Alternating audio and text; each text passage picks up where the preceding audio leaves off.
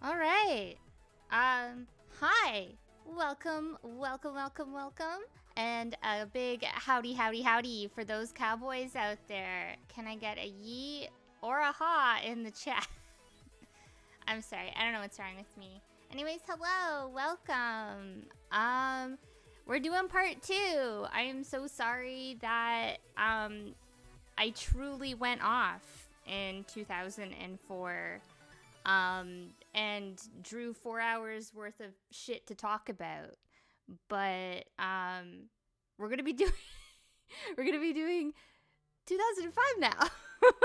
Hopefully, that won't be 4 hours worth of content, but who knows? And if you're here for that and it ends up being that long, thank you. I hope you enjoy it. So, anyways, I will, I guess, get right into it. So, now we're getting into 2005. I made title cards for all of these, even though they all look the same. So I'm going into, I guess, grade 10. And this is pretty exciting stuff. Yeah, I'm grade 10, grade 11 sort of shenanigans. Yeah. Okay, yeah. Notable things in 2005. Demon Days came out. Is that why I was drawing a lot? I'm unsure.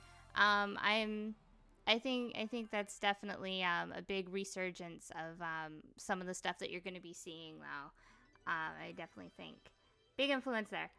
I don't remember most of 2005. I was going to be like, oh, I visited Australia, but that's 2006.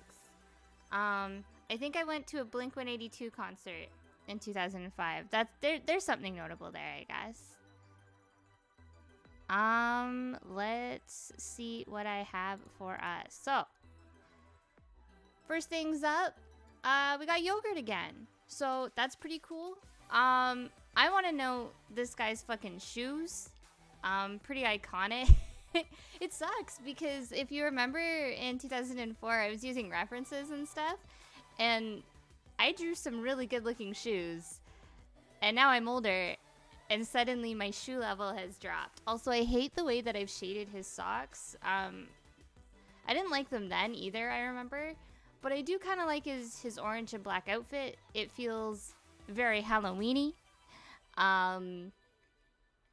Also, it's kind of inspired, I think, by stuff I actually owned. Like, I definitely owned spiky bracelets and that sort of arm warmer. I still have that arm warmer. I actually don't mind how I drew his hair here. I do have this terrible habit of drawing what I call people with big brains. And what that means is they have, like, I don't even know how to describe it. Like I draw the head too long. Like, it's really weird. Oh, hello, Pi. Welcome. Welcome. How are you, my friends? How are you? I was unsure if anything was working. We were having some, like, delays and stuff like that in my, what do you call it? Like, with my VTuber and stuff.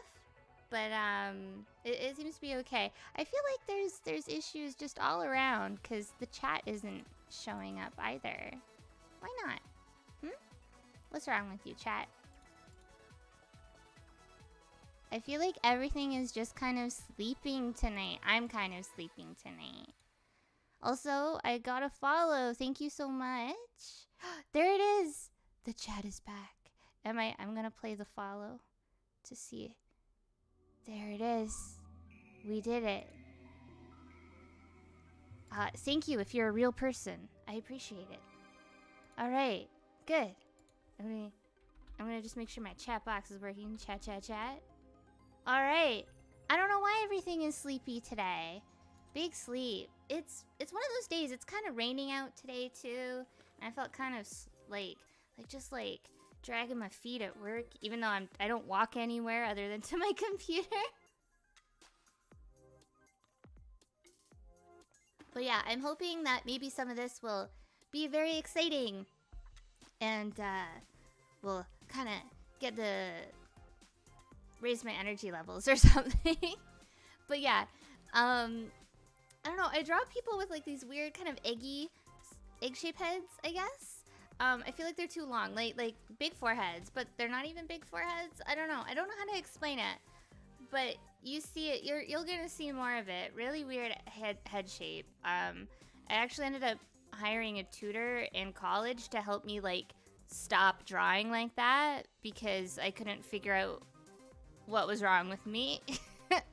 But this isn't a bad picture of Yogurt considering how we were drawing him in 2004. I think this is big character improvement for him design-wise. And now I'm kind of learning a bit more in, oh, we banned him. That sucks. Wow. They had a chance. But anyways, yeah, so I find that I'm learning about color theory at this point. It's looking a lot better. Yeah, it's good. It's good. All right, next we got Horny Art, except not really. It is heavily inspired by alternative kind of goth stuff. I saw like one drawing of this weird cage skirt and like could not get it out of my head. I don't know. It's not censored. That's my legal name. That's censored. There's nothing underneath the little bar. They're both just wearing corsets. It's fine.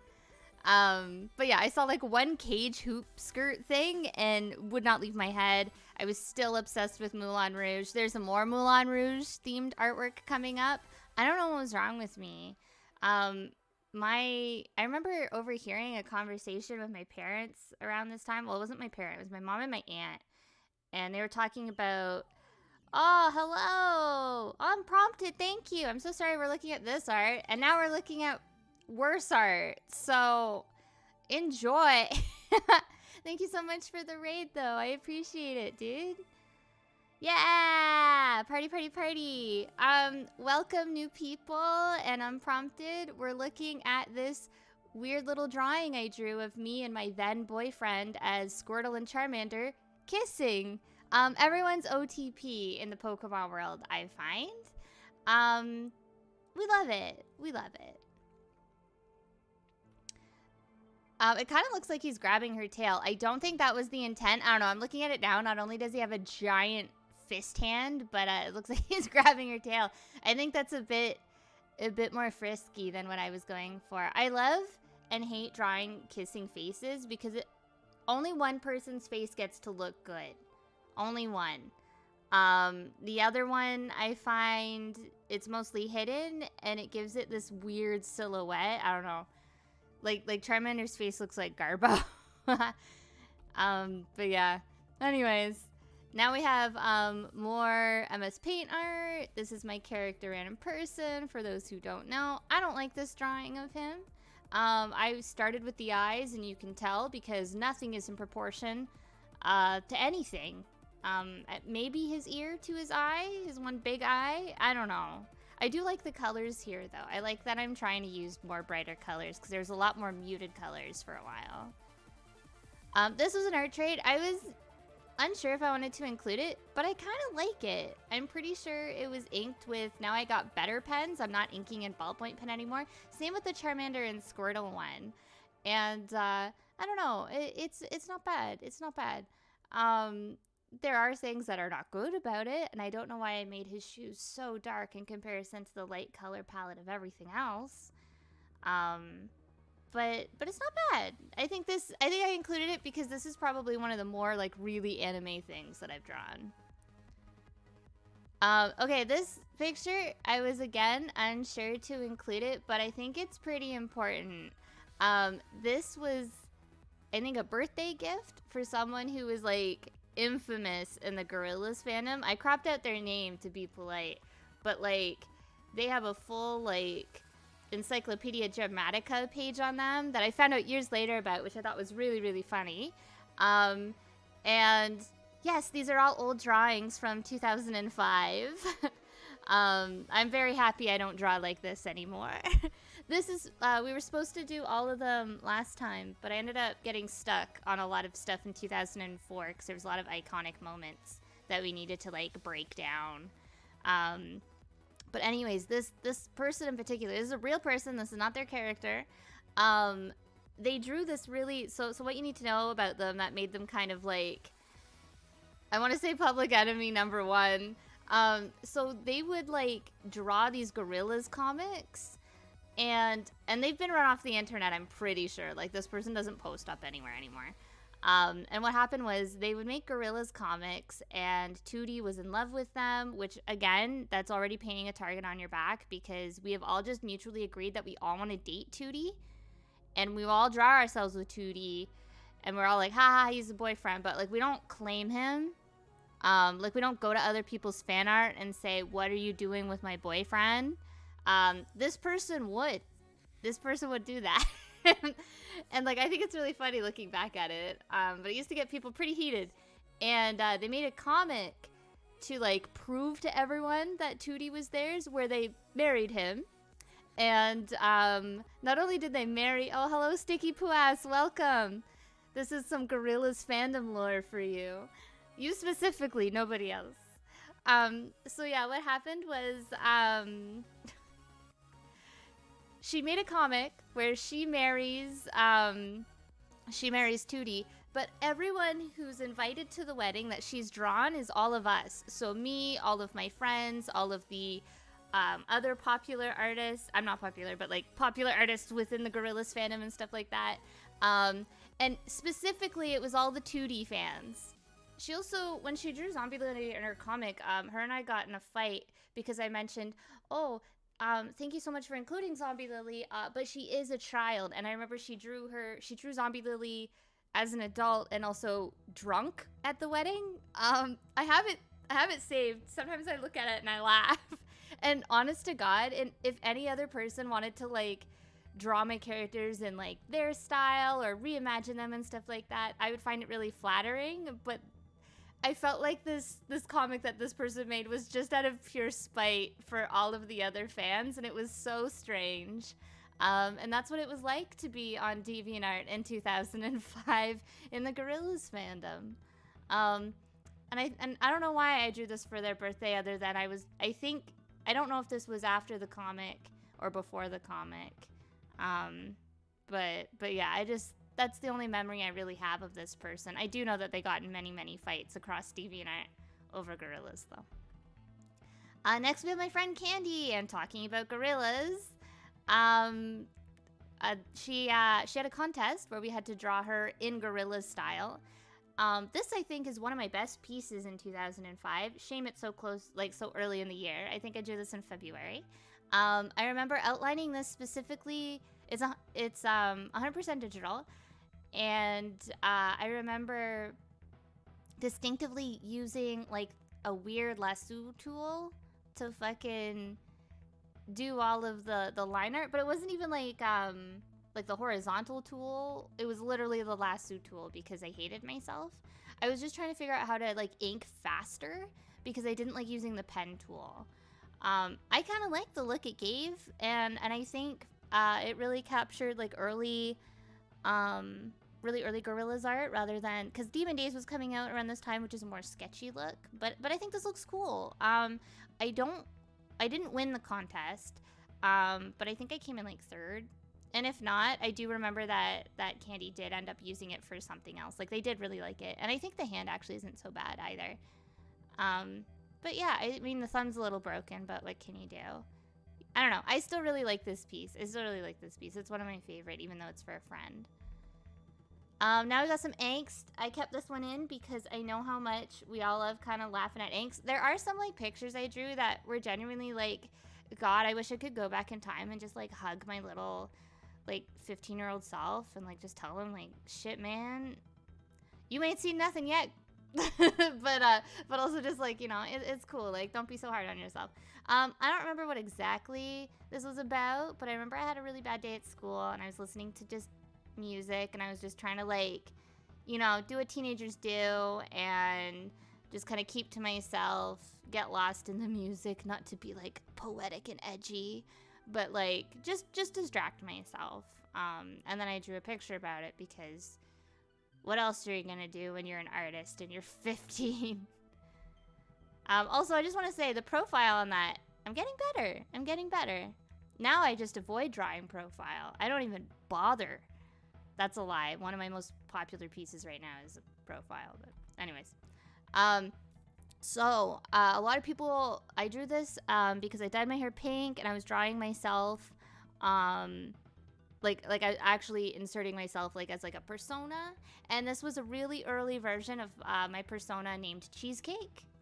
And the thing that confused people was that I had these weird inverted eyes. Zombie Lily was missing an eye. And then we both had kitty hoodies because I actually owned a kitty hoodie. And then I would draw Zombie Lily with her kitty hoodie or a kitty hat. And people would kind of draw this weird mashup of me and Zombie Lily together. So I drew this as like my DeviantArt ID, and I just wrote my name's not Lily at the bottom because people were also, you know, and I think like it's not even really a big deal, but people were just assuming that because my main character was Zombie Lily, my name was also Lily.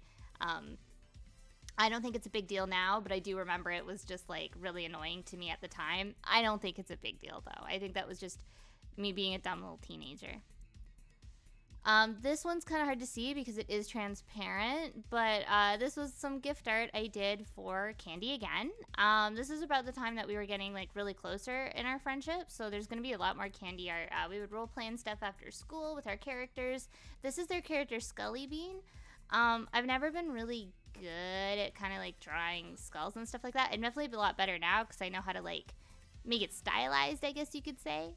But yeah, this is a little wonky, but I kind of like it. This was like I think they had a logo contest or something. This didn't win. It's not a good logo, and that's okay. but they did still really like it. This is another really good piece. Obviously my legal name is Yogurt. Unprompted. Thank you. Thank you. I feel seen. I feel validated. Thank you. It's people like you that really make every day worth living. Thank you.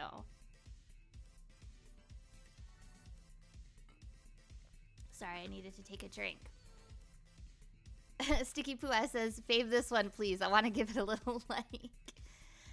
Yeah, so this is of my friend Kitty Paint, and they've updated their persona again.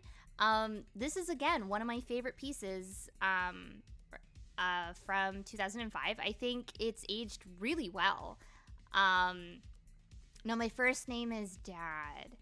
My legal name is Yogurt, but first name is Dad. Does that make sense? I go by many names. I'm mysterious. Anyway. But yeah, for this, it was, I think, an art trade. And I remember my brother wanted to... Yes, my name is Dad Yogurt. That's my full legal name. Rancid is my father's name. Nah. Anyways, my brother really wanted to use the computer. And I was like, oh, I have to finish up this drawing, but like I need a pose for it. And he was just like, oh, is that gonna take long? And I said, well, do you want to pose for me? And he was like, sure. He's like, what do I have to do? And I said, I don't know, just sit on the floor. So he was sitting on the floor like this, but he was kind of pouting at me. Like he wanted to get on the computer. So like I was like, oh, that's actually a really good pose, thank you. And then I like sketched it out really fast, and then once that was done, I saved it, let him on the computer, and then when he was done playing his game, I went on and I finished it. And I think using reference really benefited me here. It looks really good. It fits the canvas space really well, and I love all the little details and stuff like that Kitty Paint always put on their character for like earrings and hair clips and their glasses and their little facial markings and stuff like that. My only regret on this piece is I kind of wish that I made the yellow shirt maybe a bit brighter. It kind of looks really muddy in comparison to the rest of the colors that I used. I do know that those were just all of the colors that the board had at the time, though, the one that I was using. But yeah, I still really like this. I still really think that this is very strong, and I'm proud of 15-year-old me for drawing it. This is how I kind of wish that I drew all the time at that age. So this one's kind of horny looking, but it's also kind of cursed looking. It's kind of just wonky everywhere. So previously we saw also hello Neo Doodles. Do not think I do not see you. I see you. You are valid. I love you. Little kiss. Mwah. So yeah, we've got Yag. I almost called him Gert. Oh my god. So we got Yag and Lamia, and I just started I didn't know what to do with these characters. So I just, oh, Mr. Tedders, welcome. Thank you. So I didn't know what to do with these characters, so I immediately just started shipping them, because what do you do when you make two characters, right? You're just like, I don't know what to do with these. But what if they kissed? What? Maybe? This picture's kind of ugly to look at, though. I was trying to make him, cheeky, but I don't know. That's not even in his, character. This is very out of character for them, and I don't think I've ever made them really romantically interesting once I started writing the story that I did for these characters. Glad to see you streaming. Me, Neo. Thank you, Neo. You're so funny. But yeah, I do like the way that I've colored the hair and stuff here, but yeah, overall I don't actually really like this picture, and I don't think it came out how I wanted it to. It's not good. Let's stop looking at it. Alright, so previously I mentioned how I didn't like how weird I drew heads back then, and Yag's head here is a really good example. Weird egghead. Why did it make the head so long? I think I was trying to do 3/4 perspective, but instead of going what should have happened was I should have extended it I like where this is going, pie. Oh my god, pie? I'm assuming you mean the previous picture. But thank you.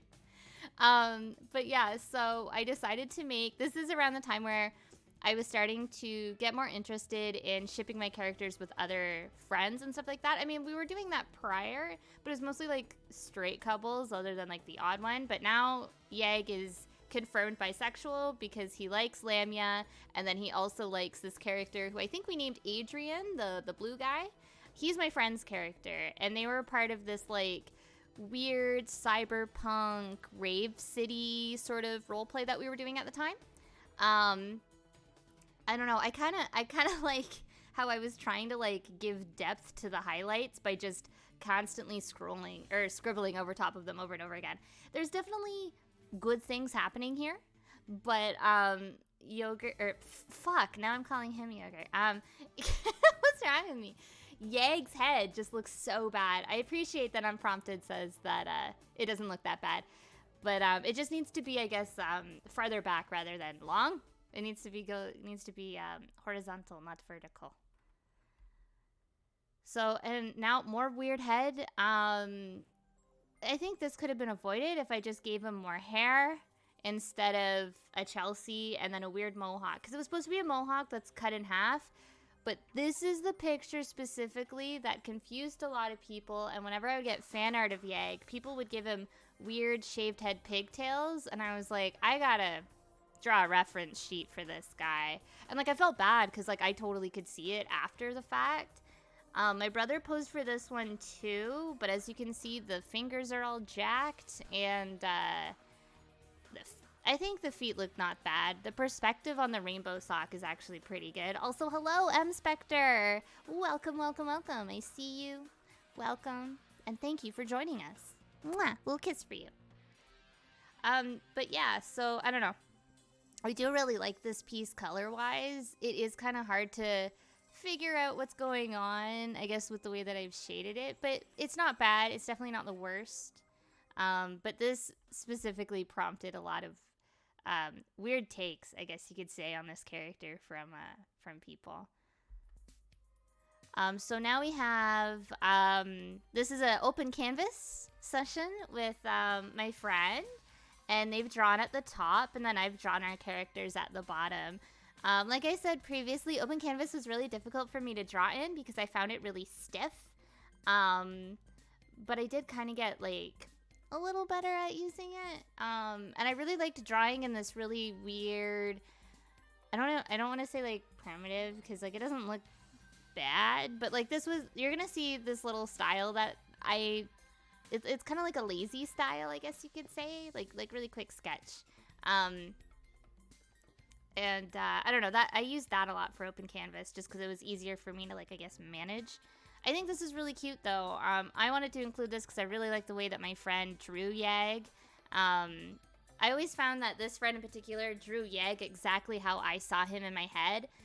So like it was always really exciting whenever they're like, I drew our characters, and I was like, oh, thankfully one of us can fucking draw them. But yeah. Anyways. So this was a picture of the person I was dating at the time. He had really, really poofy, shaggy blonde hair, and I thought it was so cute. And it used to make me cry, like actually cry when his mom was, I'm not trying to talk shit about them, but his mom was a hairdresser, and she would always say like, oh, I used to be a hairdresser, and I was always under the suspicion that she got fired for being a hairdresser because I'd never seen her give her children good haircuts. So I was unsure if she was just a bad hairdresser or if she just hated her children.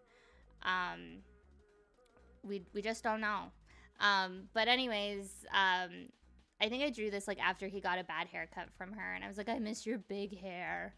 Also, this is anime as hell, just like dumb big hair. It kind of looks like it's something from a how to draw anime book, but like a wonky one because it's not very good. But I do kind of like the colors and stuff like that. I really miss drawing on these sort of boards, and I kind of wish they still exist. If they do still exist, please let me know, because I would love to join one and just like, I mean, I guess I could just draw on my own, but that's not fun. I want to be a part of an art community again. That's something I really miss about like DeviantArt and stuff like that. I really had hopes for Artful, but like that died like day of. Like if you weren't in the beta, there's no way to gain followers. Like I don't know, people aren't really looking at anything on Artful. This was an art trade that I did. I really like how kind of monochromatic it is. Radical Cosmos says we should start a draw pile night or something. I absolutely agree. I did draw pile once, and it was just me and a friend. And I got really like hyper focused on my art, and then when I like zoomed out, I noticed that he had drawn like 5 million things, and I had just drawn like 3 really clustered little things. I felt foolish. But yeah, no. We should definitely do a draw pile night. I think that would be really fun and beneficial for everyone. And I think you can get more than 4 people, right? Because like open canvas, I think, was only up to 4 people. Also, hello, Escodan. Welcome. So yeah, this was an art trade. Sticky Pooah says like added to faves. Aw, you're so sweet. Thank you for the fave. But yeah, this was an art trade, not my character. I don't know much about it. Or sorry, like about this person's character. But I really like kind of how I tried doing like a thick outline. And then, I don't know, the eyes are quite pretty, although they look very sad with the way that I've drawn them. I don't know, this piece isn't bad, and I tried making it like, I don't know why I wanted to show their panties. I don't know if that was the thing that like the character was also doing, or if that was my own doing. They didn't seem offended. I remember they did like it, so I don't know. I was a weird kid. Oh, we got some Disney fan art. This is Forbidden. I like that the C looks like a G. It's not actually Alice. It's Allie G. No, it's Allie G. And it's actually spelled like G-E. It's Allie G. This is actually Sacha Baron Cohen. Iconic. I loved him in Alice in Wonderland.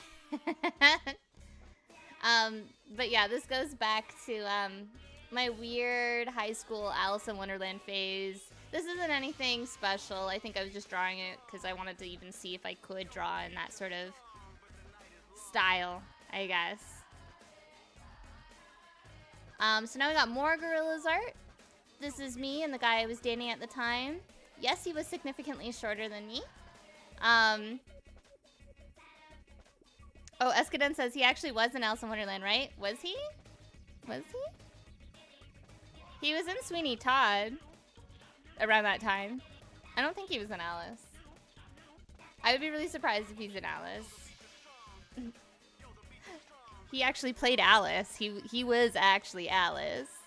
Oh, I never saw the second one. That's pretty good for him. Good for him. Honestly, I actually really like Sacha Baron Cohen. I think he's actually a really good good actor, like especially a character actor. Interesting guy. I like him. That's my hot take. Sacha Baron Cohen, actually good guy.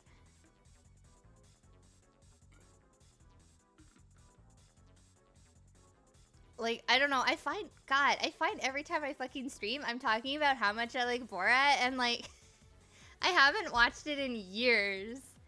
Oh yeah, he would make a really good Freddie Mercury, I think. But anyways, so yeah, this is me and the boy I was dating at the time. I actually really like this piece still. I was trying to cash in on the same energy that I had for the picture of Candy from earlier. I really like the color palettes here. I definitely think that we actually had, like, I know for sure the outfit that I'm wearing is an outfit I actually owned. I had this really ugly green shirt that was almost like a polo shirt material, but it was like long sleeve and it had like cuffs on it and stuff. And I would use it as like an undershirt. And then I would wear this yellow Family Guy Evil Monkey shirt underneath it. And then over top of that was that bright hot pink hoodie. Like zip up hoodie. I don't know. It's all about the layers in the early 2000s. And I don't know, the faces aren't that bad either. One thing I really like about Jamie Hillwood's artwork is how he draws teeth. He always draws like weird little fangy teeth and too many teeth. I normally don't love drawing teeth, but like whenever I'm drawing Gorillaz or in Gorillaz like style or adjacent, I'm like, how can I incorporate teeth? Duke says, long sleeve undershirt and high school gang, rise up. Yes, thank you. Thank you. But yeah, this picture I still think holds up. It definitely needs some improvement, but I like it. Okay, so I'm kind of hiding. Let's see. I'm just gonna step out of the way for a second. I'm just gonna step out of the way. Okay, so I went through the. You gotta learn about the food ninjas. Okay, this is some Pluto lore. We got the food ninjas. Now this started with the ice cream ninja, which is me. I am the ice cream ninja. And you see me, I've got that hot pink hoodie, and then I have my rainbow scarf, I have my Jinko jeans, and then I have the, thank you, Gex. I'm glad you like my humor. Also welcome. And yes, Radical Cosmo, layers on layers in the winter and fall. Absolutely. God, you're gonna see a lot of that, I think. Because I was going through this and I'm just like, God, we all just wearing layers. We're all just wearing too many clothes. I actively remember wearing just my hoodie and jeans and my little cat hat. And that was like my winter attire. I didn't even need a coat because I was wearing so many undershirts just for aesthetic purposes that if I had a coat, I would pass away. Like, it was one of those things. Cosmo says, long sleeve shirt under a t-shirt with a hoodie on top is my jam. Hell yeah. I'm glad that I'm in good company. So yeah, so I was the ice cream ninja because I really liked ice cream. I wasn't allergic to milk yet. And I don't know why I was the ice cream ninja. I don't remember like quite where that origin story came from, but it started with that. And then we had our friend who was the Tangerine Ninja. He always wore this bright orange like hunter baseball cap, and then he had hot hot neon orange accents on his winter coat as well. So I was like, you're obviously the Tangerine Ninja. And he kind of like, he was a bit of a shy guy. And so, like, he kind of embraced that. He liked that I was starting to include him, because normally I didn't really talk to him, but I was just trying to be inclusive with my friend group, because he kind of, like, hung out. It was like you have, like, your core friends, and then you have other people that hang out in your group, but you don't really talk to them, like, as much, you know what I mean? So I was like, I'll show this guy some. I actually have a photograph of the Tangerine Ninja, not as the Tangerine Ninja, but the guy that it's based off of, on my fridge currently, posing with a weird fire hydrant that we saw one time. It was like a photo that I took around this time. And my mom mailed it to me, and I thought it was the funniest shit, because I don't know, it like took me back. I was like, what a good photo. I'm like, I'll put it on my fridge. Like, I don't know where this kid ended up, but hope he's having a good day. The Waffle Ninja is the guy that I was dating in grade 9 and grade 10. He's the Waffle Ninja. As you can see, this is the first time I've drawn him with glasses, and that's because my boy needed glasses. He actually wore contacts every day, and then one day he forgot, so he had to wear his glasses. And that's when I knew it was true love. It awoken something in me. No, I'm kidding. I like glasses prior to that. I'm just being a little weirdo. But yeah, he insisted on being the Waffle Ninja because he wanted a waffle bra. That was like his idea, and I was like, okay. And then my best friend was the Peppermint Ninja. She's born in December, and she wanted to be a ninja, and I didn't know what to do with her. So I was like, I don't know, Peppermint Ninja. She never wore anything like that. She's the most out of character one here, I think, out of all of us. But yeah, that's the ninja lore, and you're going to see more of it. I actually have photos of me as the Ice Cream Ninja, and if you're all really nice, maybe I'll post them up on Twitter, even though they're highly embarrassing. I don't know, they gave me a laugh, though, so only if you're good. Only if you're good. So next, I guess I can come back in. Okay, where was I? No. Nah. Sorry, I want to make sure I'm taking up a generous amount of space. All right. Escodan says, Waffle Bra, too random. Yeah, it is pretty Rafflecopter. You know what I mean? Oh, Pi has redeemed draft tweet. Unfortunately, that is not a draft tweet. I haven't set it up as a draft tweet. But I will release something else. Maybe it's funny, who knows? Oh, I'm gonna tweet something wholesome. I tried. Well, what I posted is relevant to you, Pi, so you still get a little something. So anyways, this is an art trade that I did. I wanted to include it because my line art has gotten a lot better. The pose is kind of weird. It's supposed to look like he like got shot in the ear or something. Like he was supposed to be in battle, but nothing about his pose other than him holding his head like that says that he's in battle. And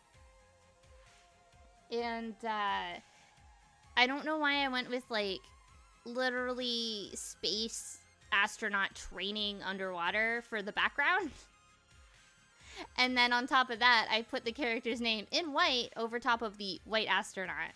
There's a lot of funny things happening here. I thought men were really easy to draw at this time. I don't know what happened to me. I want that confidence back every day. Every day I'm like, how come I was so confident in drawing men when I was a kid, and now I cannot draw a boy to save my fucking life? And all I want to do is draw boys. Like, what happened there? But yeah, I think the hand's actually not bad here, considering the other hands that we've seen. It's getting better. But yeah, I just thought there was a lot of funny, really little design, I guess you could say, mistakes or learning things here, that were funny. Okay, so this one has a bit of a story to it. Again, this is the guy that I was dating at the time. And, this was before that before I had made the decision to go to homeschooling. So I didn't actually have, like, prom. I ended up going to prom in, like, this weird other way, but it was not, like, technically my prom. But anyways, my brother, he was talking about prom because he had been invited to prom and he was all excited or whatever. And he was just like, ha ha ha. Like, okay, my brothers have always hated whoever the fuck I bring home. And I think that's just like brother code. They just treated him like another brother and would just bully him. I mean, they bullied me too, and they'd bully us as like a group, but I don't know. They've always just given whoever I've dated a hard time. It's obviously not like that now that we're older. And also, I haven't dated in years, so I don't know. They might just explode if I bring over a new person now, because of just all of the pent up bullying. That's what I'm assuming is gonna happen. Oh my god, Pie redeeming the draw you something. Eric Foreman in his Fatso Burger uniform. Give you some practice drawing, boys. Okay. Before I get into this story, I just want to say, I don't think Eric Foreman is attractive, okay? I'm going to go on record to say I think he's a big weenie, and he probably has a little weenie, and he just sucks. He's literally the villain of that 70s show. One would make you believe that it's Lori, but it's actually Eric. That being said, him in his Fatso Burger uniform, why does that turn me on? Why is that a thing that I kind of raise my eyebrow at? Why? Why? I hate myself. Every day I wake up and I scream in the mirror and I say, you're not allowed to find that sexy. And then I'm like, then I think about it for 2 seconds. I'm like, okay, just a little bit. Anyways, getting that out of the way. So my brother was making fun of the guy that I was dating, and he said, I just imagine that kid going over to where the food is, and he picks up a little shrimp and he wiggles it, and he's just like, wake up, man. And I'm just like, what the fuck are you on about? And my brother thought it was like the funniest thing. My brother who said this I think he's an idiot, and he and then the fact that he was calling my boyfriend an idiot was also really funny, because it kind of just sounds like something he would do, but he just wanted to, and like I think it was a thought that he thought about doing himself, but he was like, ha ha ha, I'm gonna make fun of Pluto's boyfriend instead. So anyways, that's what this drawing was, and he's like, you gotta draw that, it'll be so funny. And then I was like, I don't want to draw that. And then later I was like, I don't know what to draw, and he goes, draw the shrimp. And I was like, okay, fine. So I drew the shrimp, and that's why I didn't enjoy living with my brother. So I drew so much of the food ninjas that it became a little kind of like popular thing. I wouldn't say like popular, but like it was kind of a little, I guess, more well-known, popular, whatever, on my, in my little like circle on DeviantArt, I guess we could say. So people would art trade with me and ask me to make them or one of their characters into a food ninja. So this is the cake ninja, and I thought it'd be really cute if her skirt was made out of cake. And I thought, yeah. Like, I didn't want her to be, like, jumping out of the cake. Like, I wanted her to be, like, oh, making the bottom of my cake, making the bottom of my dress a cake, actually a bad idea. I think that's what the drawing was supposed to symbolize, I guess, here. I also like how I'm spelling ninja. I know I didn't point that out earlier, but it does just make me laugh. I think I just did that because I was like edgy. I'm like, this is cool, or yeah. I think it was one of those sort of things, because I'm cringe. Escodan in quotation says, you should draw that, but make it look like me. Haha, that would be funny. Ha ha ha ha. My brother. Yeah, that's exactly. Oh my god. There was actually a lot of art that I had drawn for my brother that I've decided to remove from this year, just because I was like, this is funny, but it might only be funny to me, sort of thing. Just because my brother again would just be like, let's make a comic, and it's like this, and then like I made the comic and I was like, this comic doesn't fucking make sense, and he's like, it's perfect, posts it on MySpace. I was like, okay. So this is another art trade. This is the art trade with the same artist who I did the weird astronaut drawing for. I included this because I really like was his shirt. Okay, first off, Escodan, it is a single page comic, and secondly, we're still in 2005. but yeah, maybe it was one of those things where it's just like it has our legal names on it, and I was like, I got to do a lot of editing on this. I was like, and then like I did my ugly barcode fucking watermark on it. Gotta edit that too. Cursed, very cursed. I don't know. I considered, and then like I read it, and I'm like, maybe I'll do like a cursed shared art stream, and anything that hasn't aged, or sorry, I didn't come across anything that's aged poorly, but anything I guess that I think could be potentially funny, maybe I'll share. But yeah, anyways, I like Wes's shirt and how it says screw it. I think that's really funny. Around this time, I remember in fashion, I also want to say his face is actually not that bad. His face is pretty good. And I also really like how he did his like aviator hat goggle thing. So welcome, Liz. Welcome. But yeah, I remember at the time, and it's coming back now a bit, just real dog shit shirts that said things like, you know, the equivalent, like this is around the time where like it would be like a Cooper Black font and it just says Virginity Rocks or something like that. Like that's definitely what was kind of like trending, just like things, like I'm gonna say it's the equivalent of like bumper sticker art, but like on t-shirts.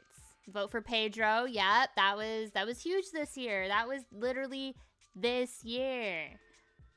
Duke says RIP Think Geek. I was specifically thinking like t-shirt carts you would see at the mall, just like littered with just shitty things. On like a camouflage shirt that says "You can't see me." It's like, oh, okay, John Cena, relax. Yeah, oh my god, the cool story babe made me a sandwich. Actually, that was more like 2010, unfortunately. Duke says I literally had the camo shirt. Yeah, a lot of my exes surprisingly had the camo shirt. Like I dated 3 different people in my lifetime who used the camo shirt as like a sleep shirt, and I'm just like, why did we all just own this shirt? And it wasn't like I had taken it and brought it to these other relationships. Oh my god, Pi mentioned the gamer shirt. When I think of early 2000s shirts, I think of the one where it's like, it looks like those bathroom signs of like the man and the woman, except they're like a bride and a groom, and then underneath it just says game over in like a Atari font. Iconic, honestly.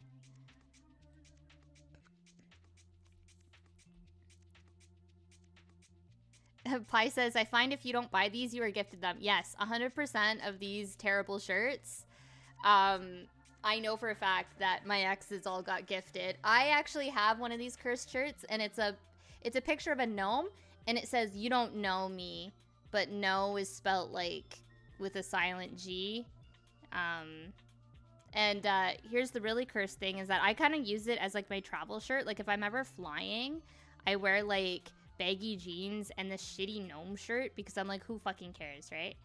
And when I was coming back from Rhode Island, the security guard looked me up and down and then just said, you don't know me. That shirt's really good. And I was just like, I need to get out of America. Like, I was just like, like I felt seen, but not in a way that I wanted to be seen. And that was the scariest moment I've ever had wearing one of these iconic but terrible t-shirts.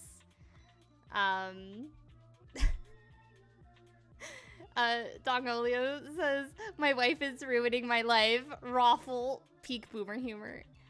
Well, yeah, it would have been like the boomer sort of us people making these shirts for us, I guess. Oh my god. I love how many of us just like know. That makes me so happy. I feel like I never thought shitty t-shirts would bring us all together like this. This is what world peace looks like. All of us just wearing our shitty t-shirts. So next, these are characters that one of my really close friends at the time made. I don't think they still use these characters, but I find that I'm getting more confident in drawing better. Like there's still some wonky stuff, real weird necks going on, weird face angles and stuff like that. Jay is the one with the orange hair, and his mouth is kind of like, I don't know what his mouth is. Mouth too big. Mouth too big. I'm actually really impressed with how I've drawn Chick's facial hair, and I think I've improved. Like the shading overall on everything is not great, but I'm definitely getting better with hair and skin shading, and I'm really happy about that. It still looks like they're melting though. But yeah. Cosmo says, "No, I got all my shitty T-shirts at this thrift store."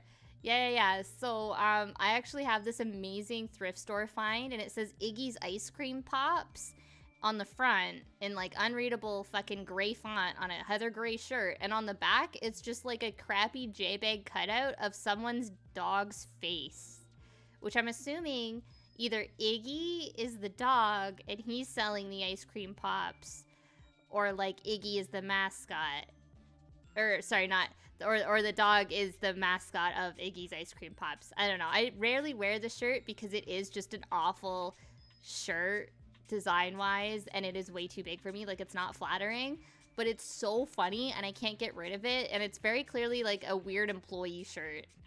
But I love it. I genuinely love it. Like, I don't even want to use it as like a sleep shirt, because my sleep shirts get kind of gross because I normally just live in those. So I don't want to live in it. I want to preserve it as much as possible. Duke says, if it's not a Boston Terrier, then it's a big missed opportunity. It looks like, I almost said a yellow jacket. I meant to say golden retriever.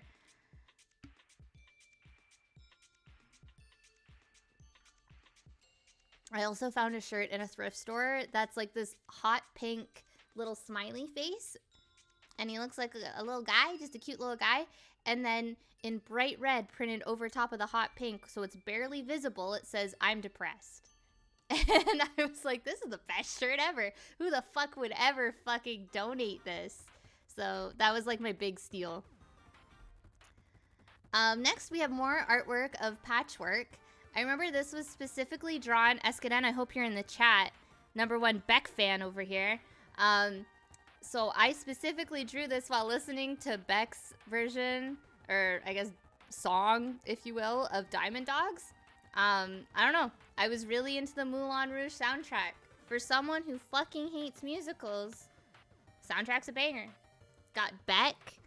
Someone's gonna be like, there's David Bowie on it. Don't even fucking ever listen to that one. But yeah, I really like Beck. The Fatboy Slim song on that one, Can. Oh, so good. So good. And I also really like their rendition of the song Roxanne.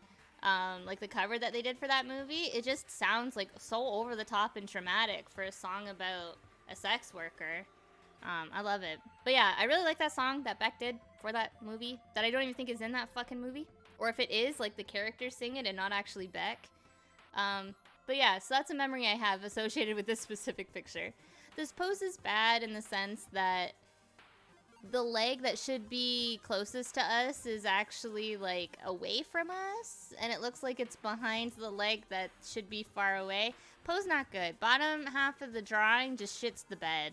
But I don't think this is awful. I was trying to capture lightning in a bottle again from the previous drawing that I did of Patchwork. I kind of would like to revisit this character, to be honest. He's got potential. This character ended up becoming a child. I know I've kind of drawn him, I don't want to say like an adult, but like with like, I guess, obviously not a child proportions. But yeah. I don't know. Patchwork's an interesting character. I'm unsure what kind of really prompted me to create him, but I like him. I still like him. Okay, so we're getting into some art now. Disclaimer. We're gonna start bumping into some art that has like, I've tried to edit out people's names as best as possible. Anyone who I'm still friends with or still uses that name will have the name still on the piece. But this is mostly just for privacy or to save my ass, because I know some of these people maybe still lurk my pages, and I don't want them to think that like you know, I'm just like, I'm calling them out because that's not the case here. It's like, I just want to talk about the art. Even though I called out that Gorillaz fan previously. But whatever. I didn't call them out by name. I still blocked out their name. And then of course there's some stuff that has my legal name on it. I tried to grab all of those as much as possible. But even in like my last stream, there was a few that still had it here and there. But yeah. Anyways, that's the disclaimer. This picture is the start of a new trend in my artwork. And I really like this trend. I am drawing freehand, you can tell. It is wonky as hell, but I am living for it. I love, okay, so the really geometric looking ass camouflage is directly inspired by the Gorillaz' first album. This is the beginning of Frogfinger DJ and Cheesecake merging together. That's the one with the frog hat. That character's name is Cheesecake. She was my persona at the time. I've always really been into frog hats, and I think it's so funny that frog hats are trending again. I actually own like several different types of frog hats because whenever I saw a frog hat as a teenager, I would just fucking buy it. My mom even knitted me 2 frog hats. So, you know, you can raise me your frog hat, but I already have several. Who is more powerful? Like, that's all I'm saying. That's all I'm saying. It's a power move. I'm gonna wear all 7 frog hats at once. Can't stop me. Can't stop me. I did get called slurs the first day I wore my frog hat out in public, though. But that's just small town energy. Am I right, fellas? But yeah, I do really like this piece. It's very colorful, and I feel like this captures who I was personality-wise, I guess we could say. This, I think, is a good representation of who I was at the time, what my interests were, and what I wanted to do art-wise and stuff like that. And I really like this. This was, I think, either an art trade or a gift for the person with the blonde hair. Next, we have more Alice in Wonderland art. This is the Mad Hatter. I was trying to make like my own Alice in Wonderland characters. It didn't really turn out because all I did was draw the Mad Hatter and then I wrote his name in Leet. And that was it, because that's honest to God the only character I wanted to fucking make. I was like, I want Mad Hatter character. And only Mad Hatter. I'm like, what if Alice was actually only Mad Hatter? That's the story that I wanted to write, I guess. Also, thank you, Cosmo. Yeah, the profile's getting a lot better. I think it's because I haven't posted up any of the other, like, really butchered-looking ass profiles I had in between here and there. But yeah, this piece actually is really nice. It's smooth. The cell shading's really, really nice on it. I remember specifically using the lasso tool in Photoshop to color everything on this. And I really like where my art's going in this sort of era. I'm really actually still proud of a lot of the stuff that I made during this time.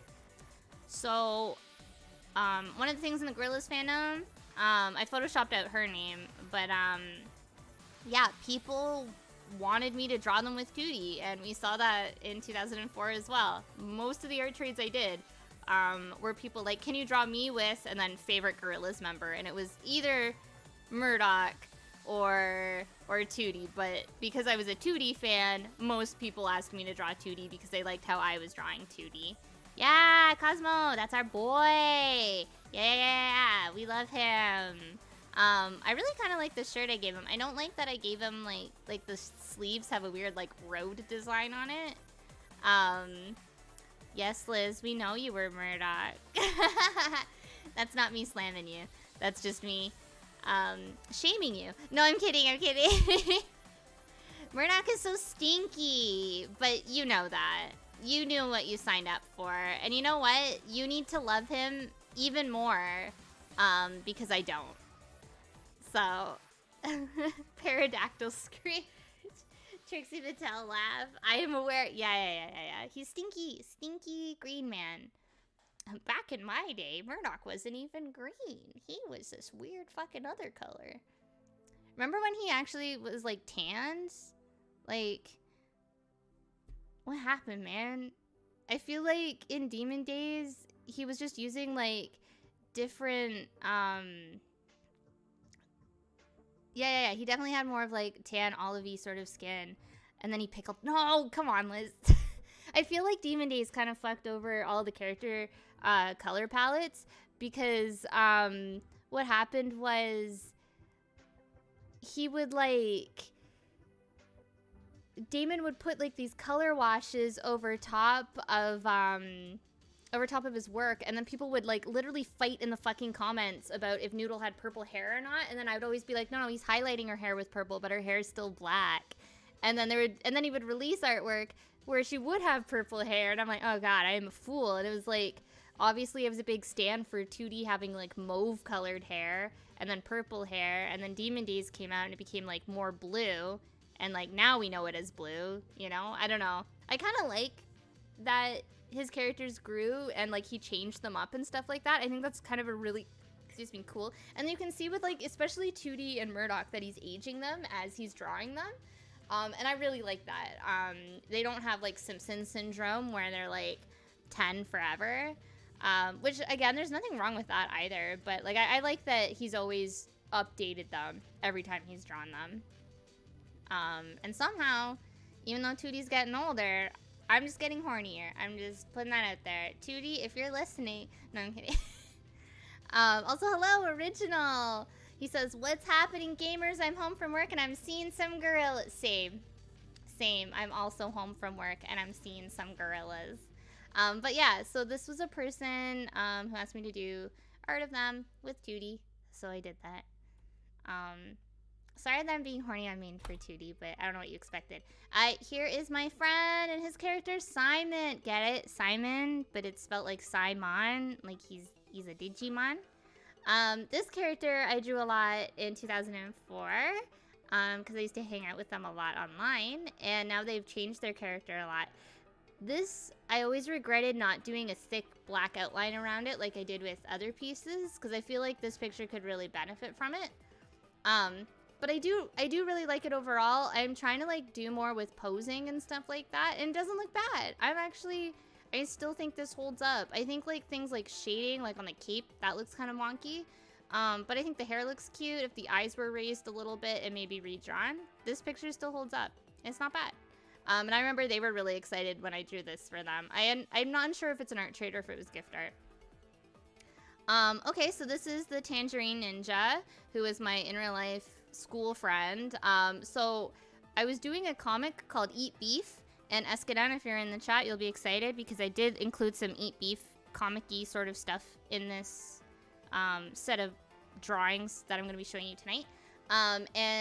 This character, the guy who this character is based off of, there was nothing really extraordinary about him, and I was like, well, what do you want your like gimmick to be? And he goes, can I just be on fire all the time? He goes, I think it would be really funny if I was just on fire all the time.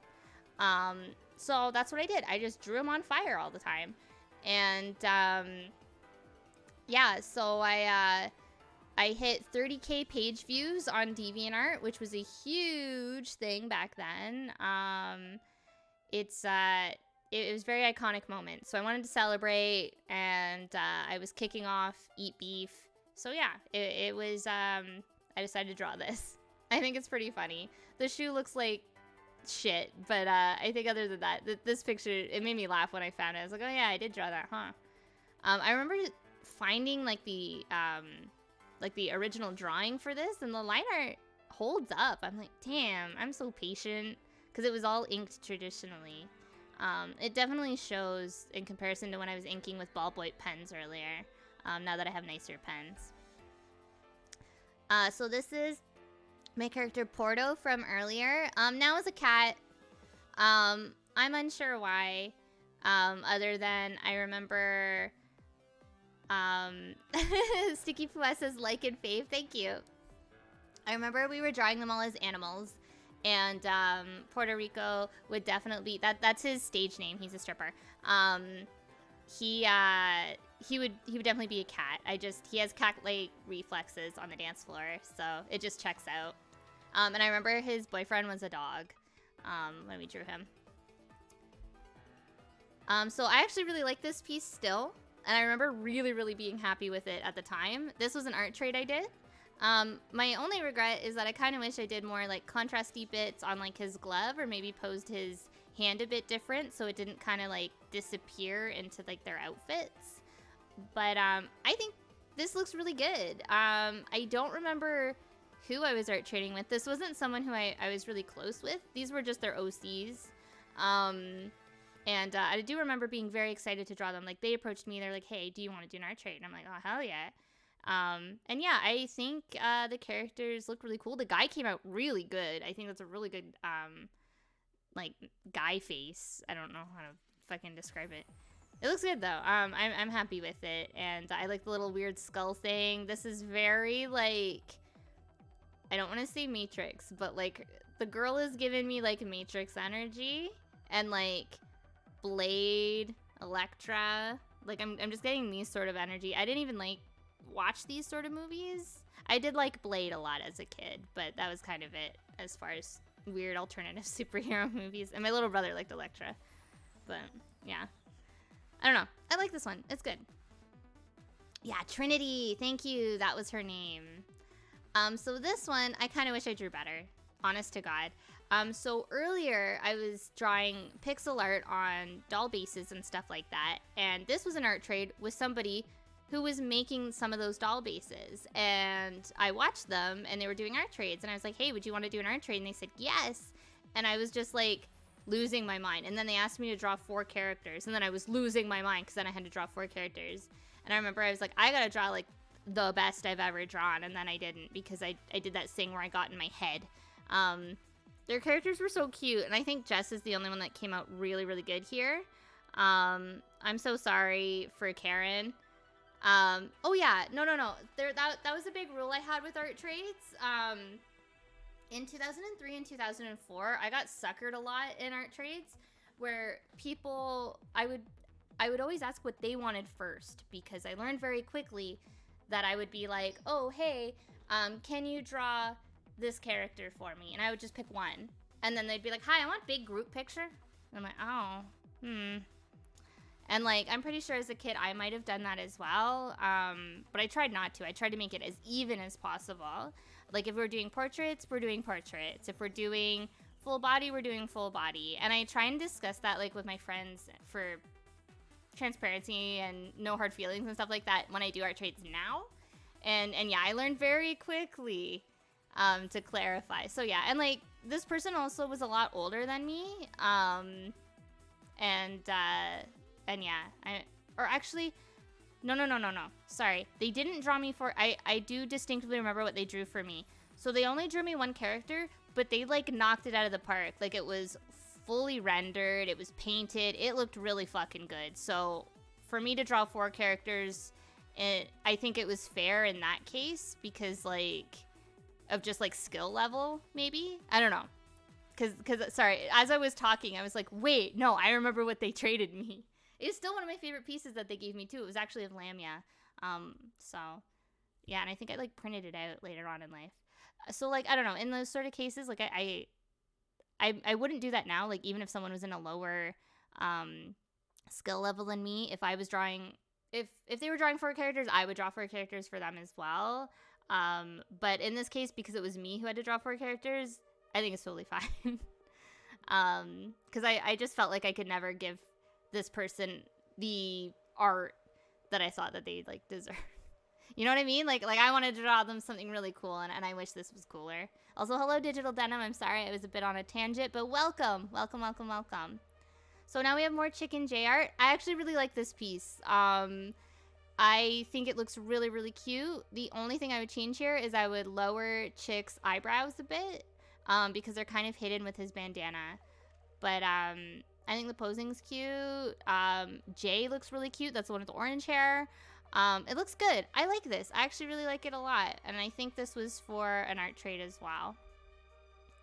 So here's some LOL teenager weird fucking humor. This was something that I wasn't gonna include, but I just thought the style, the way it's colored, and the fucking text on this is so early 2000s. How could I not? It would be a disservice not to share this picture with you. Um, how could I not? How could I not? I'm happy I lifted in too.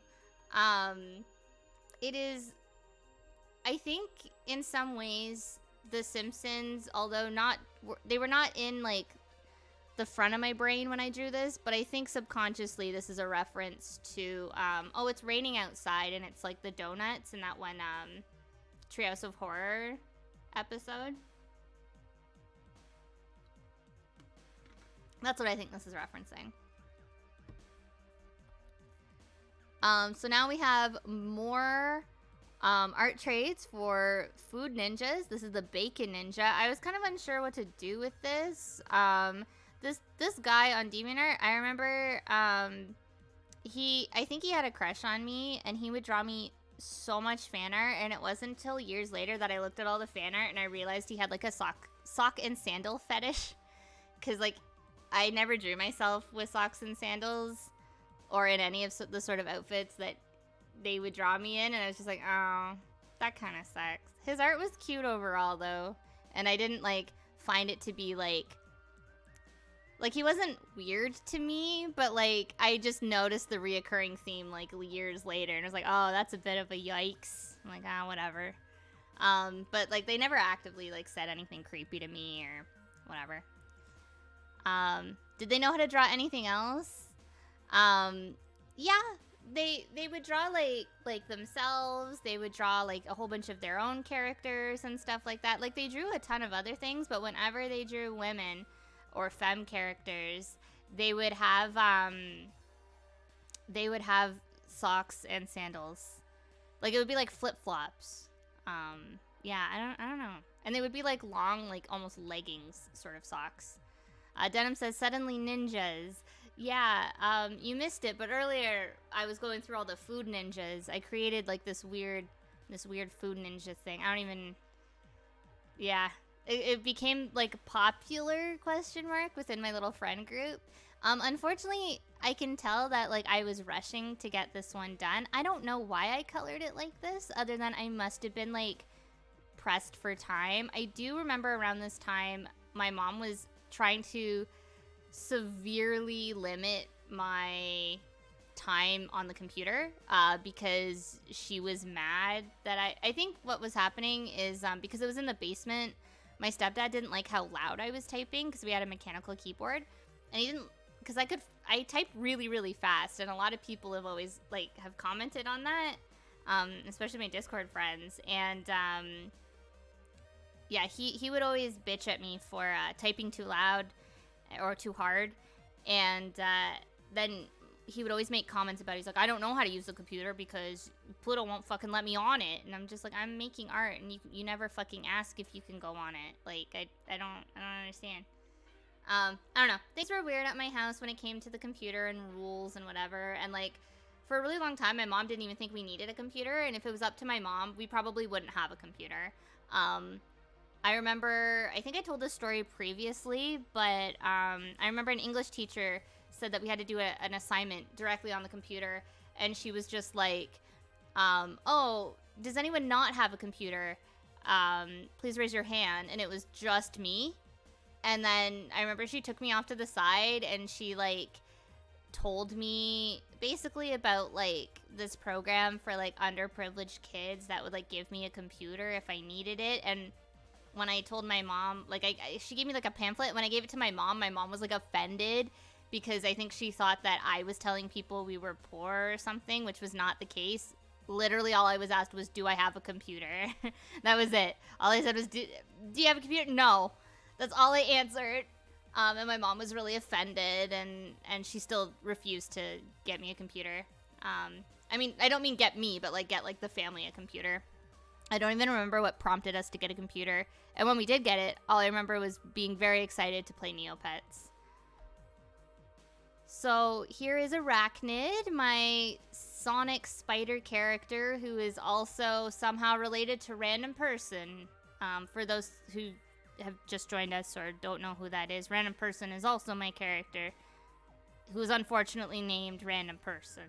But yeah, Arachnid, if I could rename him, he'd be Isaac. Like, name him Izzy. And I'd also probably change him up so he didn't look like random person. But I think there's potential. I liked drawing all of his legs. I always didn't know what to do with like his one pair is fourth pair of legs, so it would just be like coming out of his back for some reason. I don't know. And the skull thing. Okay, so again, my weirdo brother who was always trying to give me drawing prompts, I distinctively remember him saying, haha, make him say crazy death.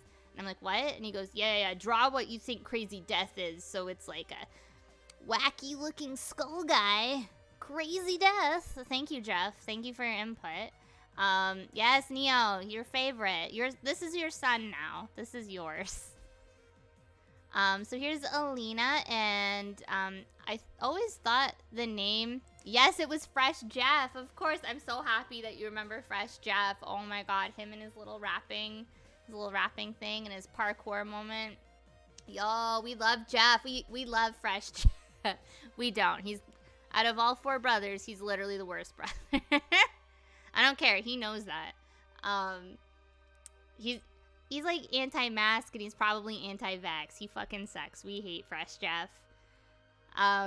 But yeah, so then this is my friend Alina, and this is her friend who is also kind of my friend. I always read their name as Naughty, but I think they're Nudie now that I'm looking at it. And I think it was in reference to like noodle, like not actually like what do you call it? Like, you know, nude. Like I think it was like noodle, nudie, that sort of thing. And thank you, Liz. Liz says that they love my fashion design. Thank you. Yeah, they, I don't think ever drew themselves in these sort of outfits other than their hair. I feel like this is capturing like early emo scene sort of energy. We're not like fully there yet, fashion trend wise. This is me kind of like throwing things at the wall in reference of like rave fashion, Jet Set Radio. Those were kind of my bigger influences for fashion. And also, I think I rented out the book Fresh Fruit. Ah, Technic! Welcome to the computer club, my dude. Bruh. Yeah, same, honestly. Welcome. Thank you. But yeah, I rented out the book Fresh Fruits, which is a really fun Harajuku photography book from the early 2000s. I own all of them. They have multiple issues of them. Some of them just are about like Lolita and goth fashion, which is also really cool. But my favorite ones were always Fresh Fruits because they had all of like the more rave adjacent attire. So this is a weird sketch that I did on math homework that I found that I thought I'd include because I was trying to draw a little different here. I was trying to draw like more realistic. It just kind of looks like nightmare fuel, although I do kind of like how RP's hair came out. And that's kind of it. I also like that it says la la la for the dead girl. What the fuck does that mean? I'm sure it meant something to me then. Doesn't mean anything to me now. So this, last time we had my friend Salamander in the chat. This is of, what's happening to my music over here? Thank you. So this was their persona at the time. I don't know why they have a crab that's named Green. Yeah, I knew Sticky Poo Ass would like this one. Like Super Fave. Thank you. Thank you for the favorite. Yeah, we're re-exploring old art from 2005 right now. So welcome and thank you for joining.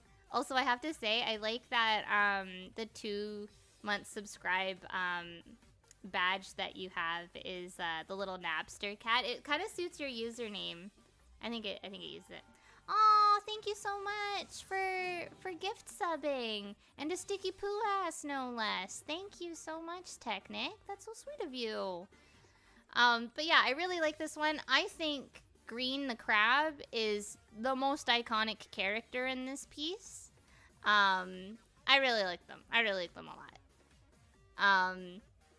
I think he looks very unhinged, is what I'm getting at. And I remember I wasn't very close to Salamander at this time, but I wanted to be, and that's why I was trying to like draw them and include them and stuff like that in my art. And then they were doing the same, but because we were part of merging friend groups, but we were like on the cusp, so like we never really talk to each other on MSN or anything, but I'm so happy that we've been reunited now as adults and we talk so much more. So like anytime that we didn't get to talk as teenagers, I'm so happy that we get to make up for it now. And I already sent them this on Twitter. I was like, hey, look what I found, and they were very, very excited. So, and they also sent me old fan art that they drew for me way back when too. So it was a cute little touching bonding moment. This one I kept in. I remember people got so fucking weird about A, this not having any clothes, and B, the way that I've drawn the tail covering the crotch. I didn't think twice about positioning the tail on this thing. I was just kind of like, oh, that'll be a cool way to show movement. And it didn't look right from the other angle, so I just put it in front. And I don't know, I remember all the commenting about how fucking weird and how it looked like a dick, and I don't know. I hate people is what I'm getting at. This I don't think is bad. This is when I was making a lot more anthro friends and furry friends and stuff like that. And when I wasn't making friends with people who had these sort of characters, they like a lot of people were finding me through those friends and wanting to art trade with me because they like how I drew their characters and stuff like that. I don't know, it was really cool. And like I said previously, I didn't really know about like furries. Like I was just like, oh, that person draws themselves as a cat, and then it was like big shrug. Like I was just like, that's just their character. Like I didn't realize that, you know, there was like different subculture that went with everything. Not that I think there's anything wrong with that. I just think it's funny that it wasn't until later on in life I'm like, oh, this is a whole thing. Okay.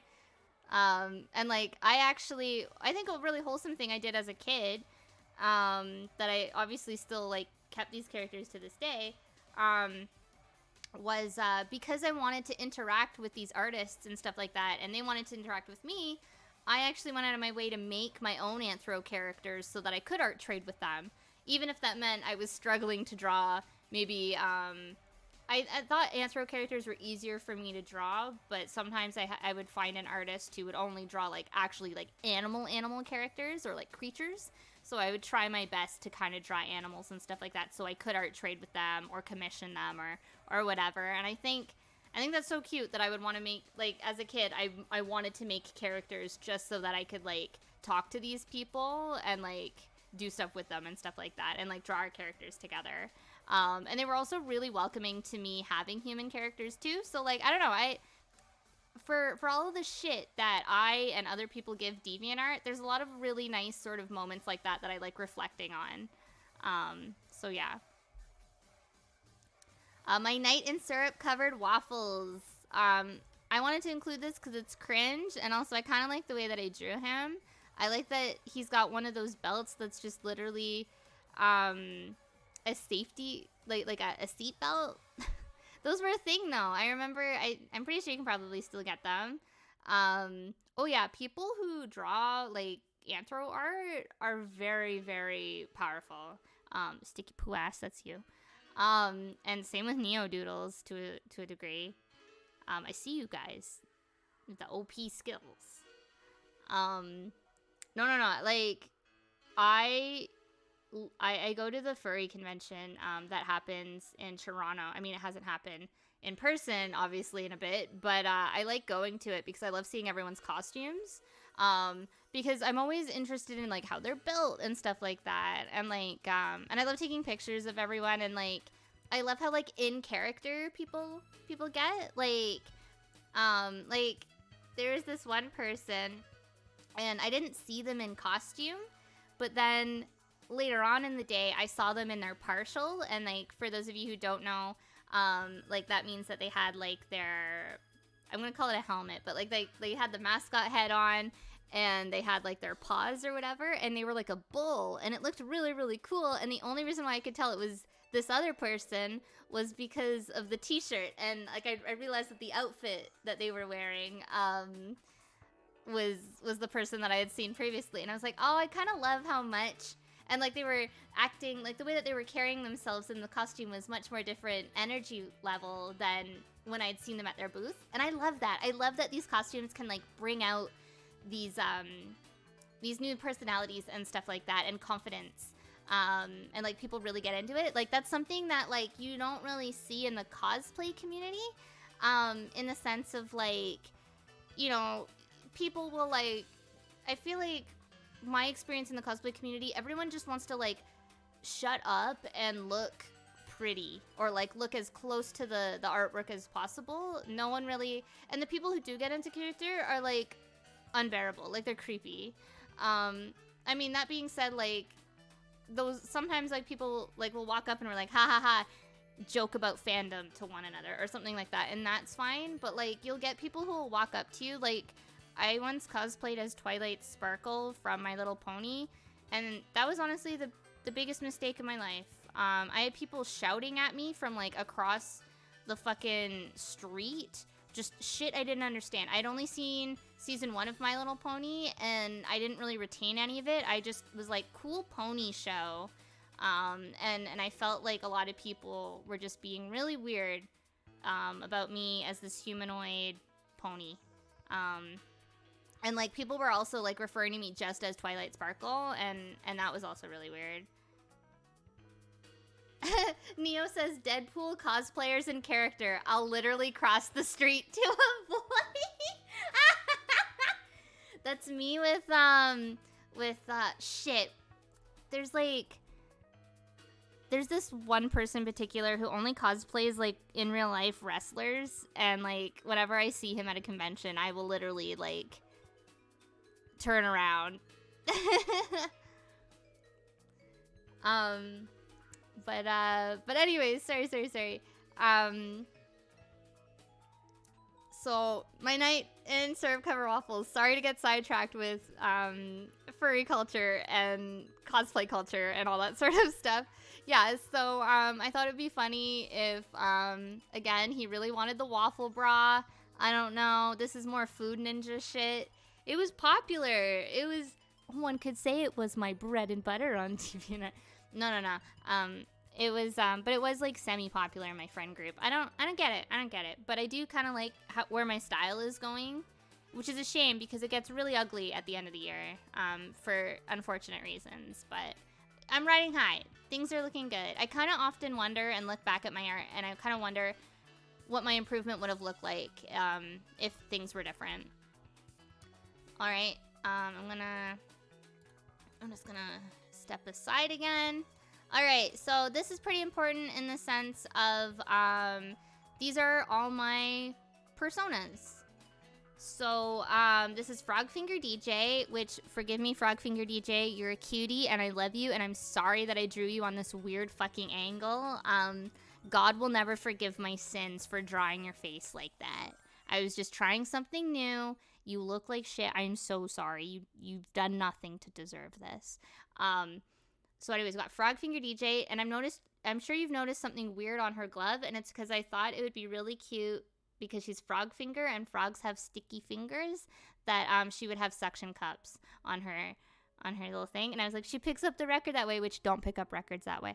But like cartoon wise, it would be cute if she had like, you know, little suction cups on her gloves, and that's how she would like hold things. I don't know. It was just something I thought of. Also, the hand holding the record, nightmare. That is literally a nightmare to look at, and I hate it.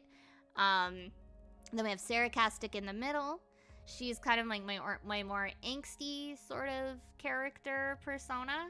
I kind of, once I got rid of my black hair, I felt like I just like dropped her completely. Whereas like I did redesign her to be like a weird nurse character. I would say weird, but like I basically just took the name and put it and you know, repurposed it because I kind of like the fact that it was sarcastic. I don't know. It's supposed to be sarcastic for anyone who didn't catch that. And then we have Cheesecake, who was my current persona at the time, and I had pink and green hair. So I really liked that girls were doing the whole blonde on the top and black underneath. And I was like, oh, wouldn't it be cool if I had green hair on pink hair on the top and green hair underneath. And a lot of people, I went and I did something similar like this in 2017, early 2018, where half my head was green and half my head was pink because I really like wrestling. That's some Pluto lore for you. I love wrestling, and Asuka was my favorite wrestler at the time. She's still iconic. We fucking love Asuka. And she was doing the pink and green hair, and it made me really nostalgic for my character Cheesecake, so I went and I did that. And I remember the guy that I was dating at the time, he came home and he was like so fucking mad that I got my hair professionally dyed to look like that. He called me a clown, and he said that it was a waste of time and money, and he's wrong for that. I looked fucking bomb, and all of my close in real life friends who knew me around that time keep asking when the watermelon hair is coming back, and you know, I'm hoping that might be soon. Also, hello, welcome, Scratch Me Eric, welcome. We love it, welcome. But yeah, I think this is a really cute piece. I've always wanted to sit down and draw all of my previous personas, like hanging out, just to kind of see how much I've grown and how they've grown. I think it would be really fun to maybe still do that. Oh yeah, yeah. Thank you for the yaw in the chat. I appreciate it, Scratch Me Eric. Thank you. Did you hear? I don't know if you heard that, but but it just went you. Oh.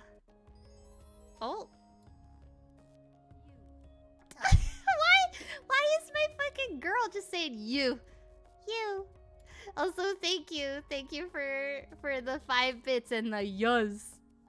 Or she likes to say, or as she likes to say, you. Anyways, we got our boy Shawn. I was obsessed with Shaun of the Dead. I was trying to do perspective here and yet didn't fully commit to drawing his knuckles or his fist. So that's a bit of a shame, and that's on me.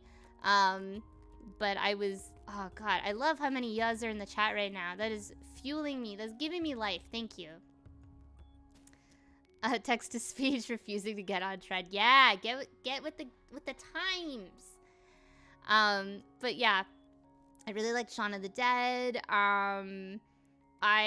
This is embarrassing, and I also have photos of this as well, but I made a 4E electric name tag, which is where Shawn works in Shaun of the Dead, and I actually would dress up like Shawn and go to school like that, because I thought it was really cool, and I'm surprised I didn't get beat up more.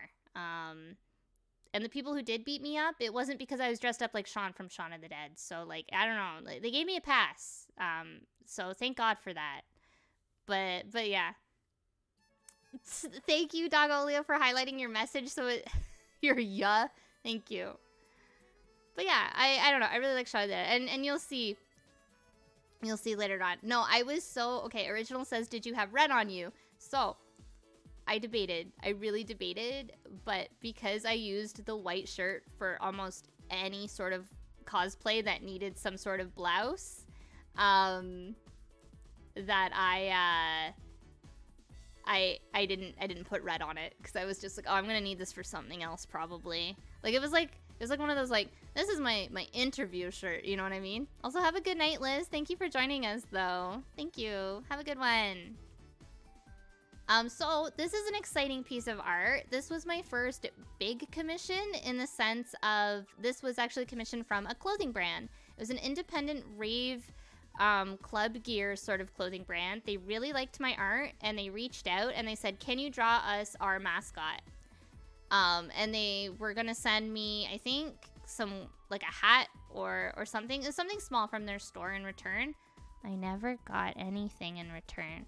But that's okay. I guess they used it on their website, but like they didn't print it on anything like they said they would, and that's okay.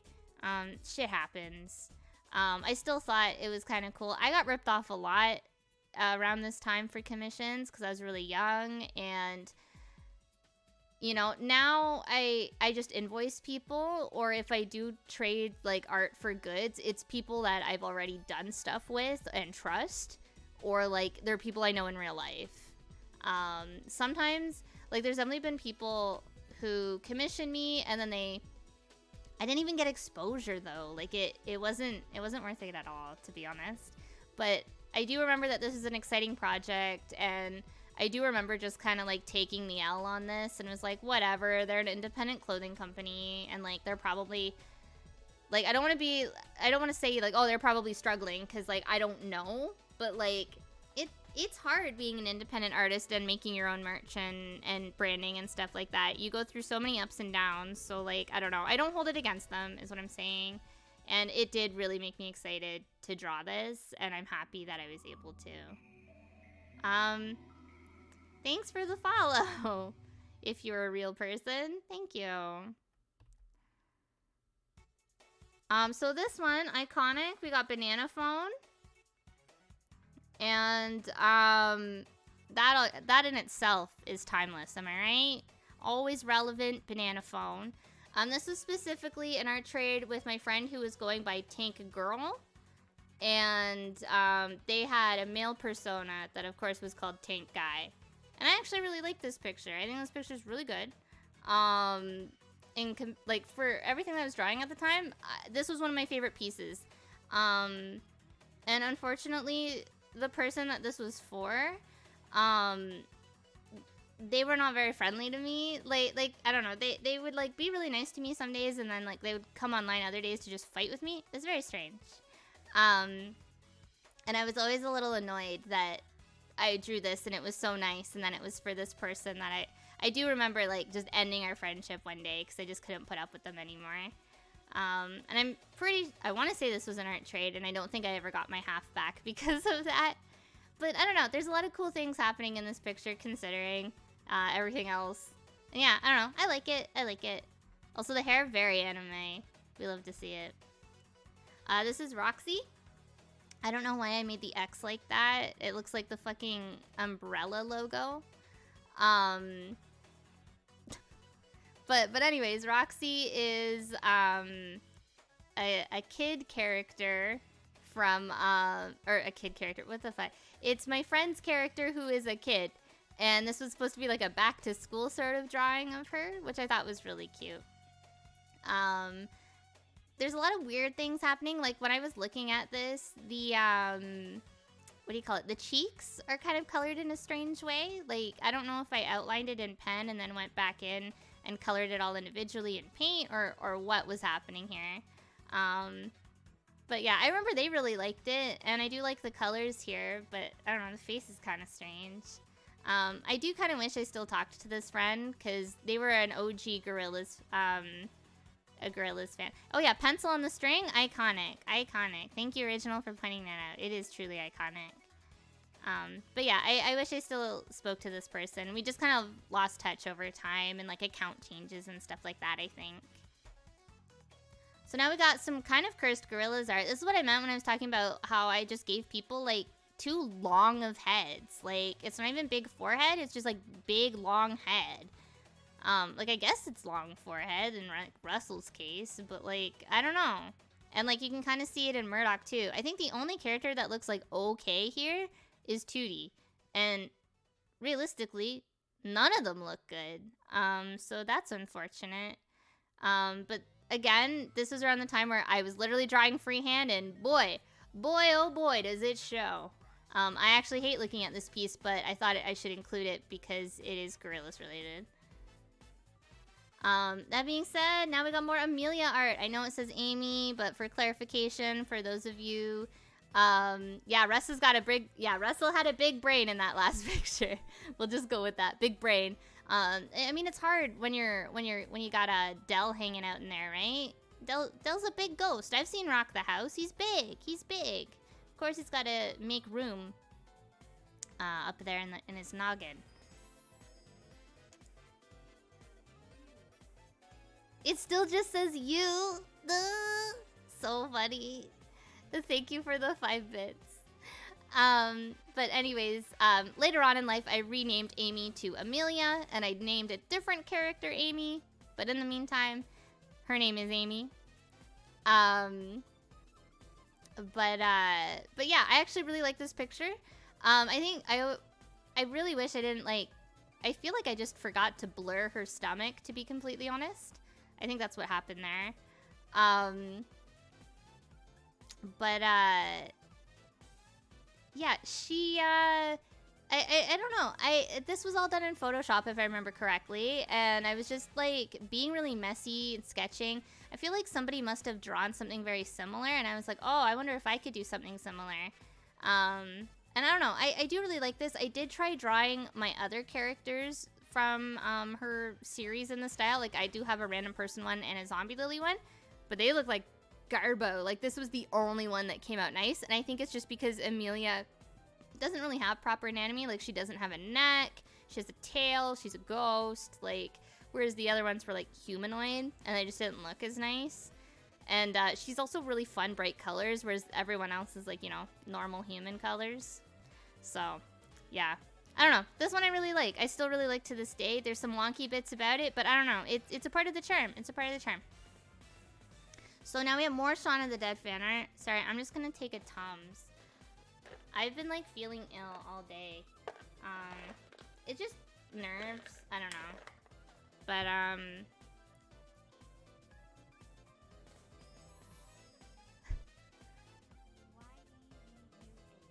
oh my god. Text-to-speech, thank you for spelling out yeah. I appreciate you guys really trying to get it to say yeah. Both because, it takes commitment, and I know you guys are spending money to do that, but thank you for trying. It's very cute of you. If I figure it out, I'll let you guys know. Yeah, why you? Are you kidding me? She definitely said you. Wow. She's a dirty liar. But anyways, Shaun of the Dead. This is obviously Cheesecake as Shawn from Shaun of the Dead. I photoshopped out my name. It did say my name of the dead. Oh! You. My god. God. Yum. We'll take it. Thank you, text-to-speech. Also, thank you, Pie and Neo Doodles. But yeah, I really like the style that I drew this in.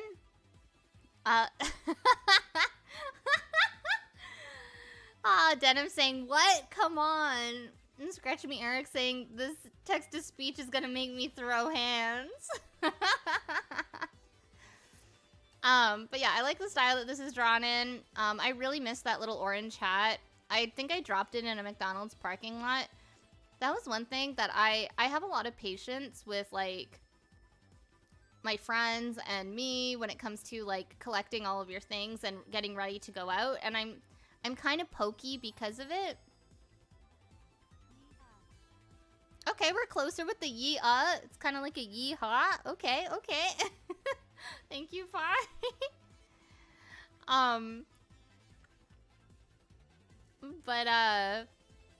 But yeah, my nanny was rushing me to get into her van, to leave McDonald's. And, I think it fell out because I left it in the car. And then we drove away. So, R.I.P. I miss that hat every day. It wasn't even my hat, it was my brother's hat. I didn't tell him that I lost it. I didn't even tell him that I was wearing it, so...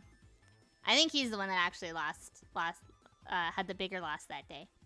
But yeah, I remember, a random person, like an actual random person, not my character, commented on this and gave me a really big critique about how to do blood stains and how incorrect the blood stains were on this. And I don't think I replied to him, but I remember just, like, having the reaction. This isn't my thought, but at the time it was like, live a little. What about this has any sense of realism? She has no fucking elbows. Whose eyes look like that? Yee-ah. Oh, we got some yee-haws in here. Yeah. I don't know. We'll take it. We'll take it. Also, thank you, Scratch Me, Eric. Okay, so now we got more Anne. Anne is short for anonymous. And so now she's got her iconic jean skirt. I just imagine how fucking heavy that would be, and like, if it rained while she was wearing that denim skirt, it would be so fucking miserable to like walk around in. So she's got a garbage can lid as a shield, and she's using a rake as like a sword, I guess. I don't know. This is my remaining balance. I'm out. Good new run, everyone. Thanks for your patience. Kudos.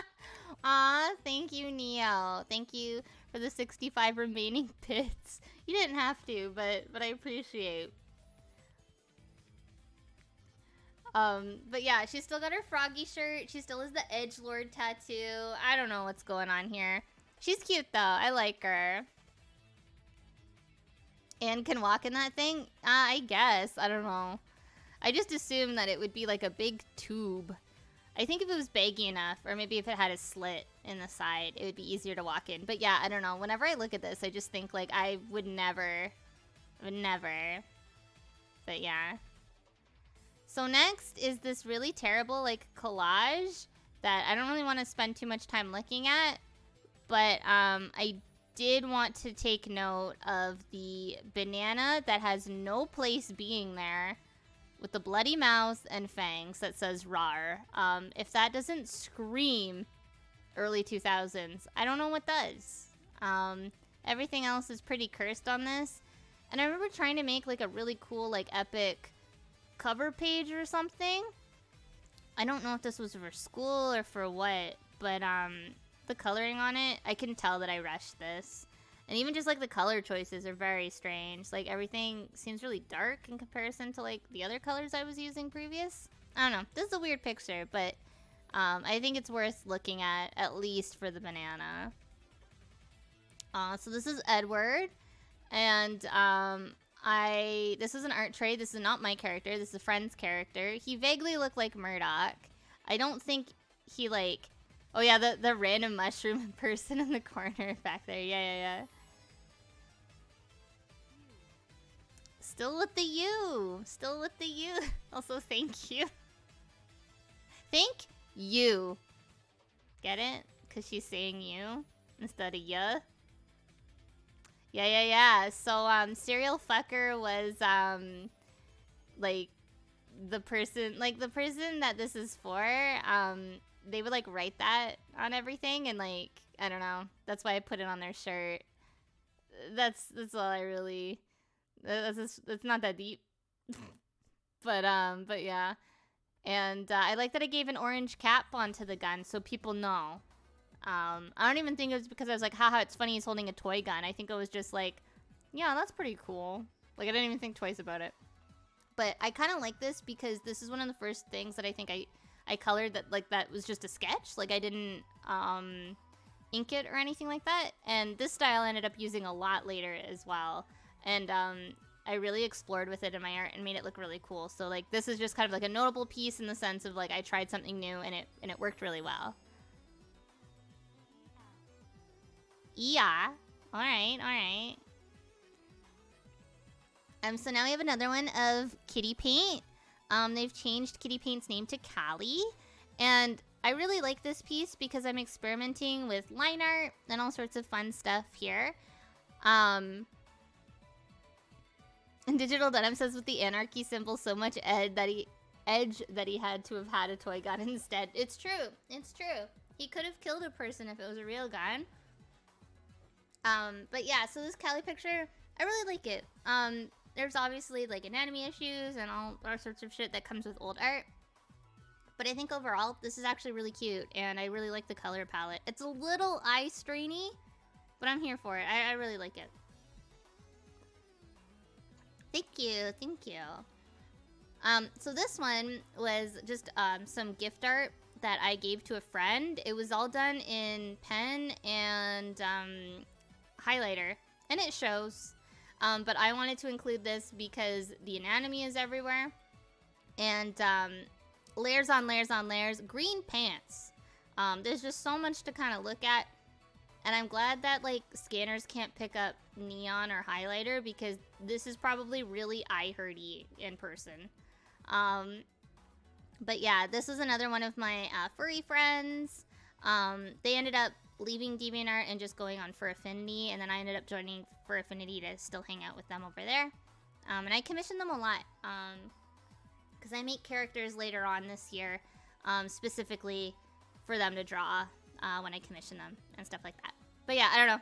I got new highlighters, and I just wanted to draw highlighters art all the time. This is me and the guy that I was dating at the time. So the pink sweater that you saw me wearing earlier, I actually bought it for him as like a joke. He didn't think it was funny. And I used to tease him a lot about like being like, I don't want to say femme, but like I was very, and I've always have been very like gender fluid, and I don't think clothes are specifically for like certain people. Like, I definitely would say that there are clothes made for certain body parts in comparison to like people who maybe don't, you know, have those ones. But other than that, I think if you want to fucking, and even then, if you want to fucking wear it, go off. Who cares? And he didn't like that. He was very much like, these are boys' clothes, these are girls' clothes, sort of thinking. So I bought him that as like, I was like, if you're not good, I'm gonna get you that pink sweater. And he's like, that's not funny, don't do that. And so like I would draw him with it, or like I'd bring it over and I'd wear it, and I'd be like, okay, now it's your turn to wear it. And we'd fight a lot about it. It's so stupid. But yeah, I actually kind of like this drawing, even though it's wonky and we have giant brains. It's much nicer, I think, with the highlighter, like in person, but I kind of like how pastel-y it kind of looks as well. And here it is in Sharpie, which, funny enough, fucking scanned a lot fucking brighter than the highlighter. And I actually kind of like the other one a lot better. Like, this, I think, has a lot of character, whereas, like, now that I'm trying to draw it, like, better, it does not look better. Also, he was not taller than me. He didn't suddenly have a growth spurt. He was still shorter than me. But sometimes just for fun, I would play with our heights. He didn't seem to mind, though. It's always shaggy hair and glasses with me, huh? I hate that for me.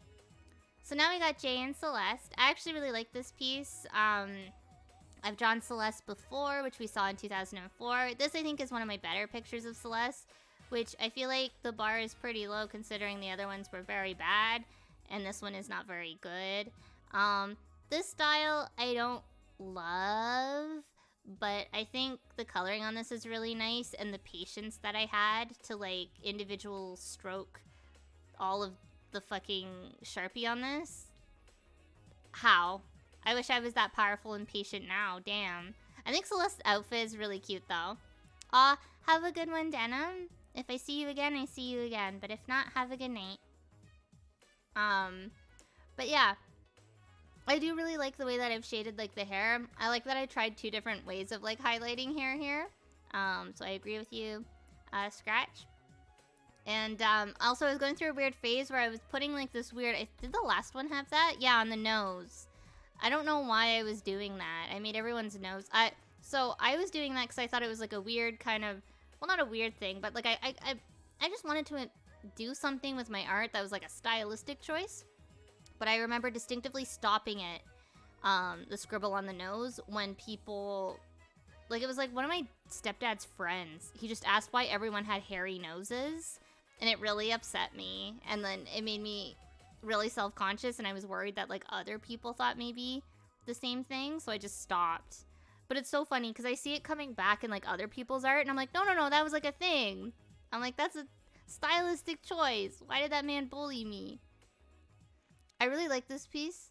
I think it's really, really cute.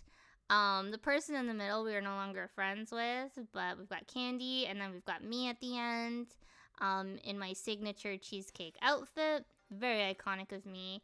Oh, by this time, I also had braces. I don't know if I drew myself with braces earlier, but this is the year I got braces, and I just started drawing the shit out of my teeth suddenly because I thought braces were so funny to draw myself with. I don't know, anything that I can like add. Like, I think it's a damn shame when like I meet someone and they don't have like glasses, or maybe they don't have like a hat they like wearing or something, and then they're like, draw me, and I'm like, how? Why? Like, what am I supposed to work with? Like, I'm gonna draw you, it's not gonna look like you. Like, what is your thing? Like, you know what I mean?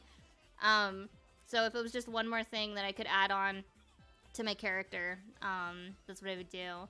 I really like how Candy looks here. Even though her eyes are very low, I think with the style that I drew, or that I used here, it works really well. I also like that, so Candy is very straight edge, which we're not gonna like please, I don't want to hear your comments about it. I'm not straight edge, and we will just respect that they are. And that's why I drew, like, it's supposed to be a pot leaf, and it's supposed to be like, no pot. And any of you who know me, I eat pot. So obviously I'm not anti-pot. It's just the character. But I just think it's funny that that's in my artwork in retrospect of who I am now. So now we got sad Kastic, and the reason why I wanted to include this was because it's all drawn in Flash, because I was drawing more in Flash, and then I slammed that smooth button because I really liked how like weird and smoothy and strange it made everything. Also, I thought the boobas looked really nice in this. Yeah, I don't know. There's nothing remarkable about this. It's just some weird angsty sort of like art, but I like it. Okay, so this one is my ex-boyfriend's DeviantArt page, and he got 666 page views, and I thought it would be really funny to surprise him with this, because this was the thing that you did back then on DeviantArt. Is that you take a screenshot and then you draw all over it and you draw them on it and be like, oh, congrats. I thought it would be so funny to show this because of how little the computer screen is, and also to just look at my like fucking desktop. I got like MSN, AOL, I think an internet issue and a firewall issue. I love that for me. I'm just fucking reckless on the internet over here. So what is that? It says like ArcSoft Photo 6 or some shit. So that was the program that I was using to color all my artwork in. I didn't have Photoshop or anything. I have an MSN window open. I have no idea who the fuck I'm talking to. I have DeviantArt, and then I also have iTunes. Because I had gotten an iPod that year. It was like the first wave of video iPods. I don't know. I thought this would just be really, really funny. I'm using Internet Explorer. Who am I? Who am I? But yeah, I don't know. I thought it was funny, so I wanted to include it. So now we got, I think I spelled panda wrong, because I was just like, P-A-N-A, and I was like, oh shit. So I called her Panada. Her name ended up changing to Yuki. But this was me and the guy I was dating at the time as pandas, because we started to have more furry friends, and again, I wanted to just be included. So, I don't know, I actually really like K-Jim. I think he is a super cute design, and I like Yuki too. I kept Yuki. I want to say I sold K-Jim off in a character raffle or something. Which sucks, because like I kind of wish I didn't, but I was desperate for money, and I had all these character designs I wasn't doing anything with, and so I like slightly redesigned them, so like I would still have like, you know, this is my version of him, and like it's always going to be mine, and then I made like a better version and sold that one, because I didn't want to sell it just like directly, like here's this character, you know. But yeah, I don't know, I like this piece a lot still, and I was trying to incorporate real life photographs as backgrounds, because the Gorillaz did that a lot. Doesn't really work for this picture, but it was definitely something that I wanted to do and what I wanted to try with and stuff like that. Now we have more Simon. This time I've drawn him in a more realistic style rather than chibi. And I really like this picture. His neck kind of doing a weird thing, like the angle on the head doesn't match the angle of the body. And I am like notorious for, I'm just gonna change the song. Someone made a comment about that specific song. I do really like that song, but someone made like a shitty comment about it when I was streaming, when I first started streaming, and now I'm like really self-conscious about it. I don't know. But anyways, we're not gonna listen to this one either. I don't want to listen to weird Katamari animal noises. Sorry, everyone. Okay, yeah, we listen to Disco Prince. But yeah. So like, I don't know. I still to this day I will draw necks bending in stupid fucking ways. I don't know where I got that from or why I do that. I'm just compelled to draw people's heads on incorrectly. I don't know. I just do that. So now we got more anonymous. I hate how I've drawn her nose here, and I don't know why I did that. Very cursed. I remember distinctively drawing this around March break, and then I like finished it, as you can see, on April 24th. I don't know why I even dated it like this. I feel like I was like at my grandparents or something, and they were like, "Oh, you gonna date it?" And I'm like, "Sure," or something. I don't know. I do like how I shaded like her hair. It's kind of interesting, but I don't know. I did her dirty the way that I drew her face. Like, the mouth is bad and the nose is bad, and I should feel bad. Oh, so this is iconic. Let me get out of the way. Okay. So this is Eat Beef. This is the character lineup for Eat Beef. Now, the reason why there's like a watermark on all of these is because I actually made these into DeviantArt icons, and me and my 4 friends had them as connecting icons. And then people stole them. People on DeviantArt were taking them and making icons out of my art. And it's flattering, but like these were made for like me and my friends specifically, and it was very frustrating. But the way that I drew the guy on fire's mouth, everyone thought he had a big cigar or something in his mouth, which I'm like, look at everyone else. He's very clearly got his mouth open. Like, he's meant to be screaming. I don't know. That always pissed me off. I think me and the guy that I was dating at the time, we looked really cute. I like that I drew my best friend with giant bazongas and then made my boyfriend's best friend staring at them. Very funny. Topical. I hate myself for doing that. But, I don't know. It made me laugh to, like, look at it. Like, I was just like, wow. And, like, I don't know why, but, like, I always just thought, I'm like, in my head, I'm like, oh, they're probably gonna end up dating. And I mean, if they didn't, they hated each other. Well, they didn't hate each other. But I just, like, in my comic, I, like, shipped them, but, like, not, like, I don't know. It was weird. I would actively remember, like, writing them as if they were a couple, even though in real life, completely different. Absolutely not a couple. So this is Mrs. Happy Head. We've actually missed a lot of art from 2003 that had her in it. I dreamt her up in a nightmare. She's just this weird nurse, and like also relevant with her little mask there. But yeah, she came to me in a nightmare, and she was just scary nurse lady, and I didn't like it. Giving yourself a little lock cell as you reposition your avatar. I love that. Thank you, Neo. But yeah, I don't know. This character I never knew what to do with, and that kind of sucks. Because I don't really have any, like, medical sort of stuff happening in my stories, and there was no reason for me to have her as a character, so I just kind of stopped. Yeah, we got a yeah. Still yeah. I like that you're trying to use a different alphabet to get different inflection. I love that for you. Thank you, Pi. Thank you for the 5 bits. But yeah, Miss Happy Head. So we got random person. This one was also drawn while listening to Beck. I don't know. I listened to a lot of Beck in 2005. No shame, though. No shame. This is around the time when E-Pro came out. I distinctively remember listening to that on loop while I was drawing it. Because Beck reminds me a lot of Random Person. Like, not really as a person, but just like...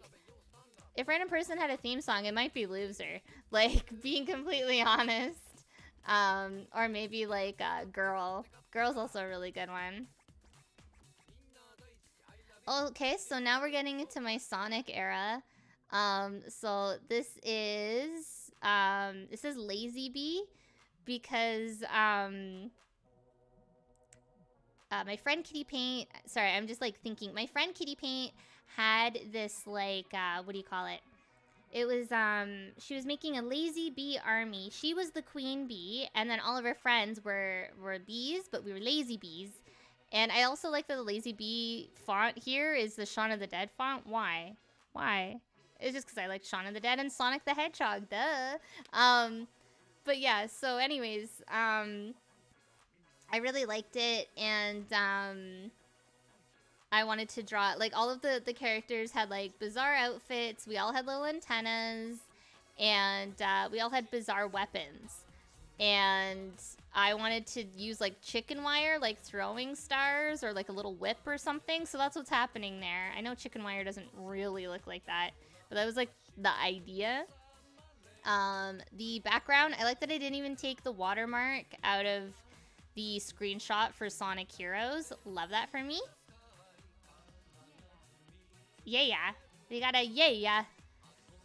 Nice, thank you, Pi. I appreciate the hustle, the bits, and the commitment. I appreciate it, Pi. Thank you. I'm sorry that we couldn't get a proper yeah though. I'm sorry. I'm sorry, everyone. Even though I'm not text-to-speech woman, but I'm sorry. But yeah, I don't know. I like this a lot. I think it's really cute. It has a lot of potential. I like that I've done a whole bunch of weird shit with it. I'm really experimenting here, and I love seeing that for me. Next we have Aphrodite, the Articuno. So this is again before Gajinko was a thing. So this was just like an anthro character. I mean, she's definitely more humanoid than anthro, and I have redesigned her within the last few years. But I actually kept a lot of her design as far as like her freckles, her facial piercings, and stuff like that, and her having like claw hands and feet. I wanted to give her more like actual like bird jointed feet. I just didn't know really how to draw that. The colors are kind of I don't like the amount of yellow that I've used it. I think it's Articuno doesn't have even a yellow beak, I think. I think I just needed like an accent color, and like that yellow's kind of orangey. I did do away with that in her redesign though. I think she still has stripes, it's just not like that though. But yeah. And I was trying to like I wanted her to be sitting on a thing with, like on a ledge with water, but I could only find like tropical photos, so I think that's really funny considering that she's an ice bird. But yeah, I don't know. I'm trying to get adventurous and like more creative with my characters, especially my fan characters. So this is Bucket, and he was Candy's boyfriend. Unfortunately, he has passed away, and that's not like a character thing. He was a real person. And I drew this as a way of just like my support and stuff like that. And I actually really like this piece a lot. I didn't know Bucket personally, and I don't even think we ever really interacted. But I knew how much he meant to my friend and how devastating it was when everything kind of went down. And yeah, I think this piece holds up really well. And I remember Candy really liked it as well. And honestly, that was the most important part because I drew it for her. I really like the way that I've drawn his face, and I really like that I've given him kind of pink glasses. And yeah, I think this piece aged really well. I like it a lot. Okay, so this one I specifically thank you, Neo. Yeah, I really liked experimenting with different colored line art or lack of line art and stuff like that. Thank you. Also, Neo, this one I included specifically for you. I was asked to draw an anthro version of Knuckles specifically for an art trade because someone was like, I really like how you draw anthro characters. Have you considered drawing any anthro Sonic characters? So I was like, no, I haven't. And they're like, can you draw me like a really hot Knuckles? And I was like, I can try. I think this is pretty okay. I actually think this is aged really well. I kind of wish I drew more like this. Not necessarily sexy Knuckles specifically as a subject matter, but I think I really hit the nail on the head. I mean, the okay, forgive me, but like the hip area, I feel like is way too high up. Like I would lower that to give a more of like a I'm like trying not to use medical terms because if I say pelvic, you're all gonna be like, and just be weird about it. But yeah, Gex, thank you for shouting sexy knuckle. Yeah. But I like the way it's colored. I like the way it's scanned looks really good too. It looks pretty solid and flat. Other than like, and even the weird texture on the jeans kind of works because they're jeans. I don't know. I really like this piece, and it's kind of silly, but like it's good. It's good. Why not sexy knuckles as a subject matter? I don't know. I was gonna be like, would people even want to follow me for more sexy knuckles content? But it's just like, of course they would. Of course. I've even said that Bara Knuckles is like the sexy Knuckles.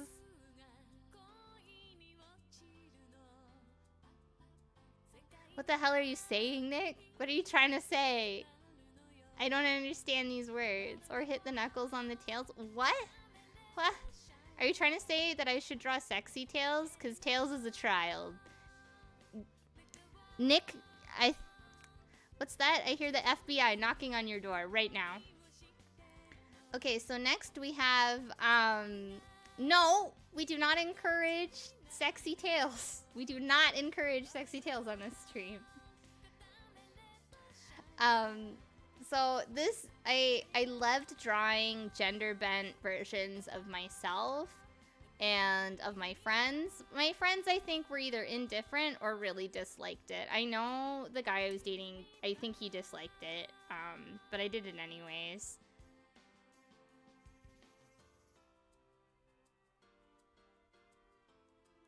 I don't understand what you're trying to say, Nick. I'm so sorry. I don't know what you're trying to say. What does that mean? Hit the nail on the head, but knuckle. What? What do you... Sexy chow, let's go! No. You heard it here. We don't condone tails here. No, only sexy tails we do not condone. But just normal Tails. He's absolutely welcome. He's your best friend, Neo. You love Tails. God, you guys, you get so hung up on things. I love that for you. But anyways, so these are all the gender bent versions of ourselves. We have Sheldon, Andrea, Steph, Brandy, and Beck. I didn't censor the names here because these are literally nobody's names. They're just what I called them. And I think Brandy looks really cute. And I like that I called Beck Beck. I don't know why I made them like edgy like that. Like, they never really wore makeup like that. And like, Nick just says, let's just pretend all I said was sexy tails for Neo. Oh, well, you'll have to save up your point reward. But I will not draw you sexy tails. Because he's a child. But the concept of that even being a request is like humorous to me, but no, he is a child. Canonly, he is a child, and I do not want to draw him like that. But yeah, I don't know. I like the way I drew Sheldon. That's supposed to be me. Also, Andrea representing it's supposed to be elements like skateboard, the skateboard brand elements. I don't know. I like this piece, and it was all done traditionally. I remember I got a comment saying like, oh, I really like your digital art on this. And I was just like, oh, no, this was done in Sharpie. And everyone was just like, what? How? And I was just like, it was just Sharpie. So I don't know, I'm glad it's scanned like so smooth. I really miss coloring with Sharpie, even though the highlights are really strange on this, especially like on Steph's boobs and stuff. But I like the way that I was like highlighting black hair. I think that came out really cool. So I included this one because it's weird. Just weird. I don't even know. It's supposed to be Zombie Lily and Earl. I was trying to make her look more like a zombie. That was the big thing. Also, Zombie Lily is unfortunately British. F in the chat for her being British. She however lives in North America. No, this is not the me music. This is yeah, we love Katamari. This is specifically Blue Orb. But yeah, I actually really like the way this is colored as far as like her hair goes. I kind of like the way it says beach ball and I've put a weird effect on it. It's just kind of funny. It's weird, but I'm here for it. I don't like the way that I did her rib cage though. She also used to have tattoos, even though she's a kid. I don't know. Go off, Zombie Lily. Who cares? But yeah, it's okay. It's weird. I'm glad some of you seem to like it in the chat, but yeah. So here's more of that really quick, style. At this point, I was, taking college courses for cartooning, and, I was 15, and I was the youngest person in the class. And it was just one of those things where, I think it was just open to, anyone, but it was an extra, college coursey thing, and, it was pretty fun. So we had to draw characters interacting at a job. So this was specifically UPS. I said UPS, but I think or I knew I meant UPS, but I think I just said mail delivery people. So we've got a girl and she's holding the package upside down, and then the manager is like, "You can't hold that upside down," and then the other person's just sleeping. The other person who's sleeping is supposed to be me. And this was just freehand and pen for a really quick assignment. I think it was just to see how fast we could draw with a really loose prompt. I remember my teacher really liked me in that class. This was another one for the college course. This is, I'm gonna say her name wrong. Is it Genevieve or whatever the fuck her name is? The goth girl, and Pilsy from Foamy the Squirrel. So I'm sure you guys have seen the screenshot redraw meme on Tumblr and on Twitter. Well, my college course was doing it before either of those existed. They were like, take something from a piece of media and redraw it in your style. And I had to print it off and show what I was copying. And I remember my teacher looking at the Foamy the Squirrel screenshot and looking at my art, and then very, very politely just saying, "I like yours a lot better." Because he wasn't a fan of how Foamy the Squirrel was drawn. At the time, that was before it looks the way it does now. Yes, he is still making episodes. They're weird. They got fetishy and strange, and I don't know if it's because he got fetishy and strange, or if that was him being meta and making fun of the people who were drawing fetish art of the goth girl. I don't really know, but before all of that, I really liked Foamy the Squirrel, is what I'm getting at. This one I don't think is a remarkable piece, but I was trying to go, I was just trying all sorts of different things. I wanted to try different colored line art, but with darker colors. With mixed success. Is this a good piece? No.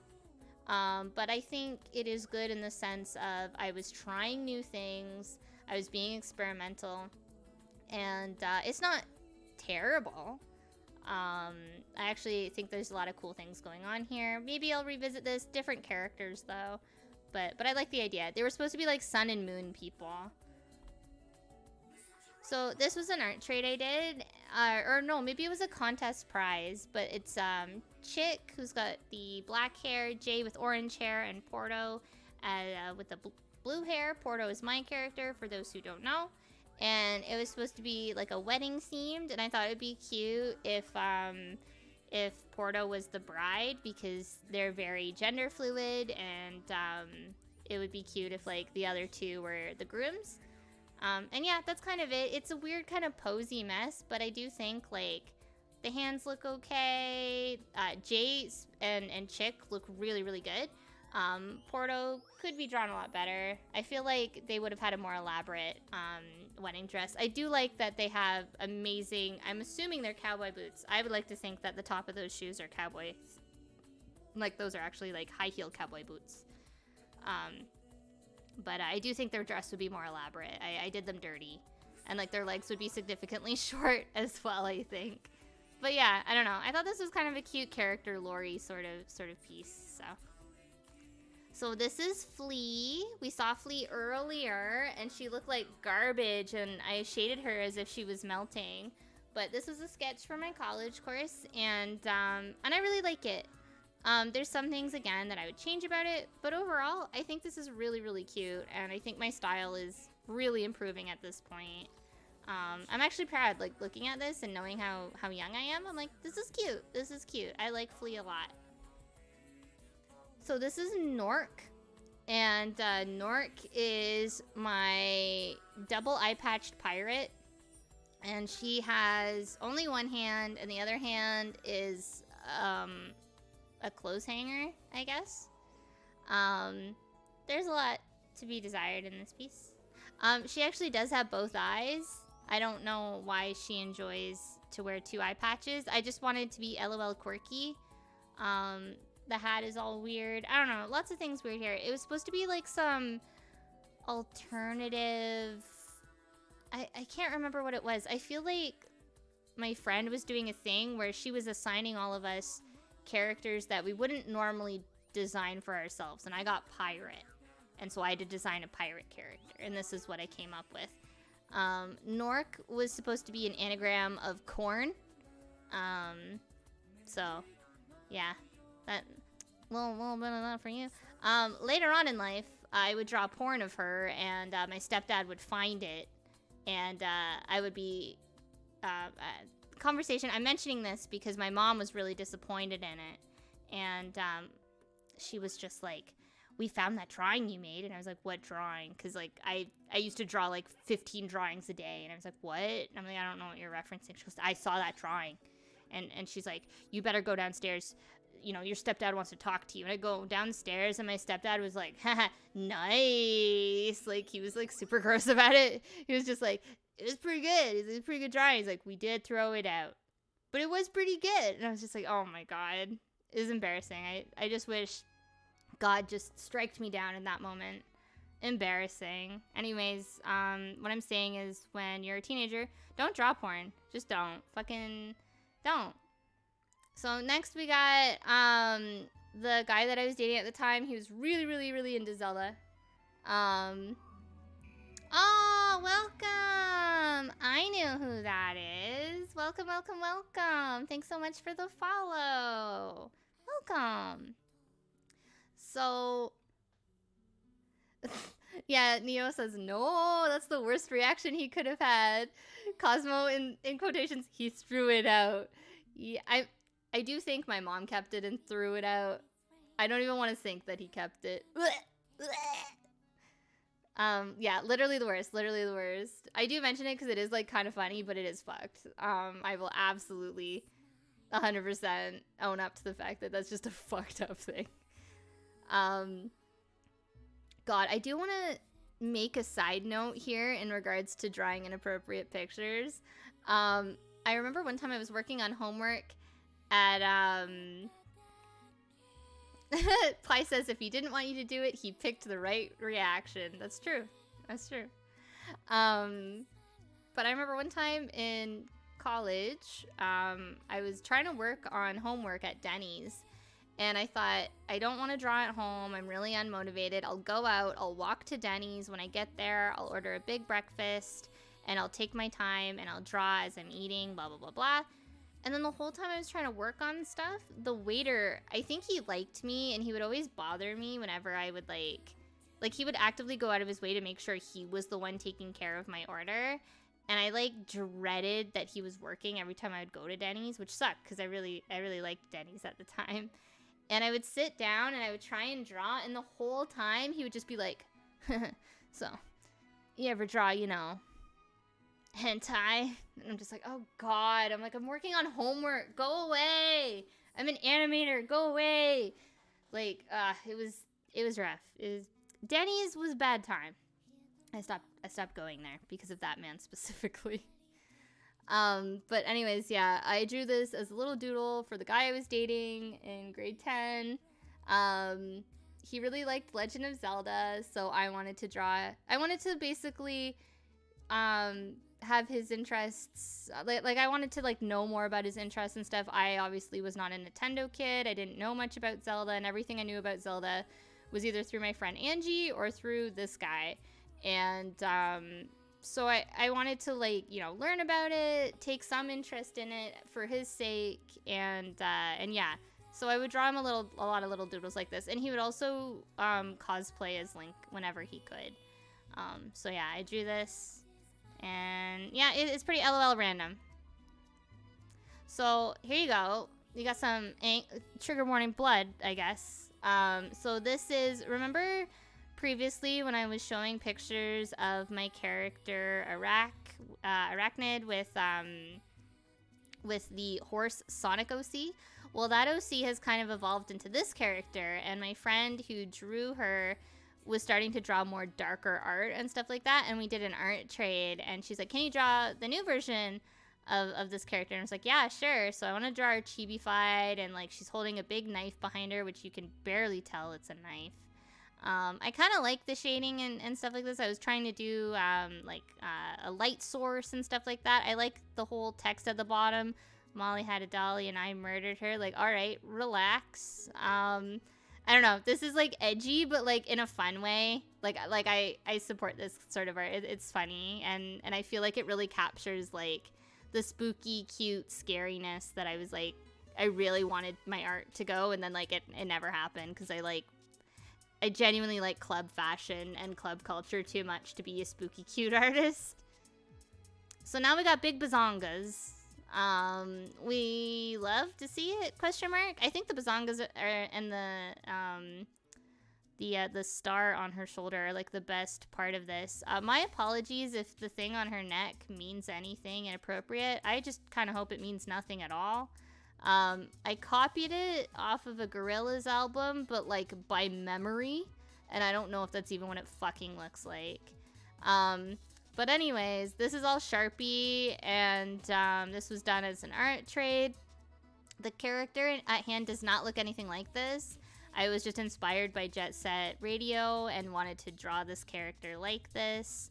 The character also didn't have big bazongas. I was just very much into boobies as a teenager. Still am. Big boobie fan over here. But yeah, I actually still really like this piece too, to be honest. I think it's fun. It's silly, and I kind of wish the mouth was drawn a little better. But it's not bad. I like it. I remember drawing this in math class, and my math teacher was like, I remember she walked by and she just went, whoa. And I was like, I looked at her and she goes, look, it looks nice, but let's maybe you should work on your homework. And I'm like, oh, okay. And I like put it away.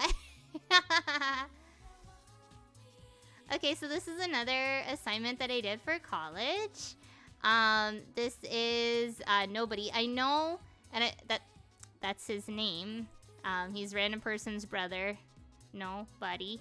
And so we had to again do another person like as like a profession, if you will.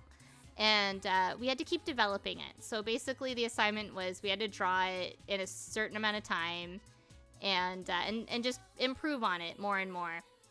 So I drew the first one really, really fast, and we had to explain what it was to the class. And then the teacher was like, okay, great. Redraw it. What would you change about it? This is your chance. And he gave us the same amount of time each time, and he was just trying to show us that, like, having a concept and stuff like that and reworking it, you know, not only improves your art and stuff like that, but, like, it makes you rethink, like, okay, yeah, how do I improve it? So, yeah, I don't know. I think the final looks pretty good. And I thought it was a really fun experiment. I remember when he first told me to redraw it, I was so fucking mad. I'm like, no, I don't want to redraw it. I'm like, why can't I just work on my old picture? And he goes, no. He's like, don't. He's like, literally just redraw it. It's fine. He's like, trust. And other than the hands being really fucking weird, I think this is good. I really like it. And the style is pretty cute. So this one was a birthday present for my friend. And we got Puerto Rico and Jay in their underwear celebrating somebody's birthday. It was the creator of Jay's birthday. I cropped out their name out of respect and privacy. But yeah, I really wanted to show you guys Puerto Rico in his underwear with the cake and a little kissy face. He's cute. I like it. It's really funny. Man, I miss drawing like blobby chibis like this. I don't know. It's very early 2000s energy. So this was a picture of a random person. I hate it. It does not look good at all. but I think this is really funny in the sense that it's very telling in the sense that, like, I just love me some scrawny boys. I just want to draw scrawny little boys all the time. The Gorillaz have ruined me as a person. And also them fucking rave pants. Are you kidding me? So funny. Background, what the fuck is going on here? It's just some photo that I, like, faded out. I was trying to do, like, I think, like, a light source, and then it just didn't work, and I was like, fuck it. Who cares? This picture, though, the reason why I really wanted to include it is because it caused a fight on my DeviantArt page. Everyone was so horny for this picture. And what for? What for? This picture's ugly. Let's just be real. It's not good. But oh my god, we're so horny on main for random person. It just makes me laugh because, like, whenever I write random person now or draw him, I'm like, look at this weenie. This is some Weenie Hut Jr. bullshit over here. Look at this guy. I'm like, if I saw him on the street, I'd bully him. And then, like, I just remember, like, as, like, a teenager, we were all like, he's so cute. I don't know, embarrassing. So this is another picture. Now, the way that I've drawn the guy's hands, it kind of looks like he's just, like, cupping her boobs. That is not the case. He's meant to be, like, hugging her, and I did not have the skills to draw him hugging her. So please don't be weird. I already got comments about it on DeviantArt in 2005. I don't need to be here in the year 2021 getting the same comments. But yeah, this is again for my Anthro friend, which we saw art of them earlier with the highlighter art. This is of them of their boyfriend. I don't know why I didn't draw them with faces. I think it was just because I drew them in a weird way, and I think I was just struggling with the faces and just like, you know what? No faces. This is an artistic decision. I think that's what happened. So this is Flossie, apparently. This was an art trade.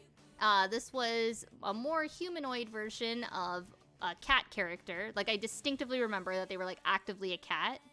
And then I sat down and was like, okay, what would they look like as a human? And that's what I did for the art trade. I kind of wish I shaded the spikes. They look kind of jarring.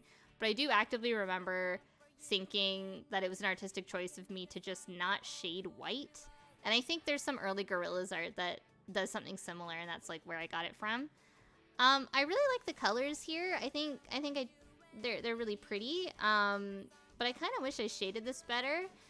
The burn and dodge tool did no favors here. Like, the fact that the purple went blue in some spots, that's not cute. But I think overall it's okay. She does suffer from big brain, like my other old drawings, but it's not bad.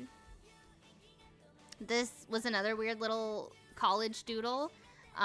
We had to pick things out of a hat, and I got pirate fly. So this is my little pirate fly. I like that I gave him one peg leg.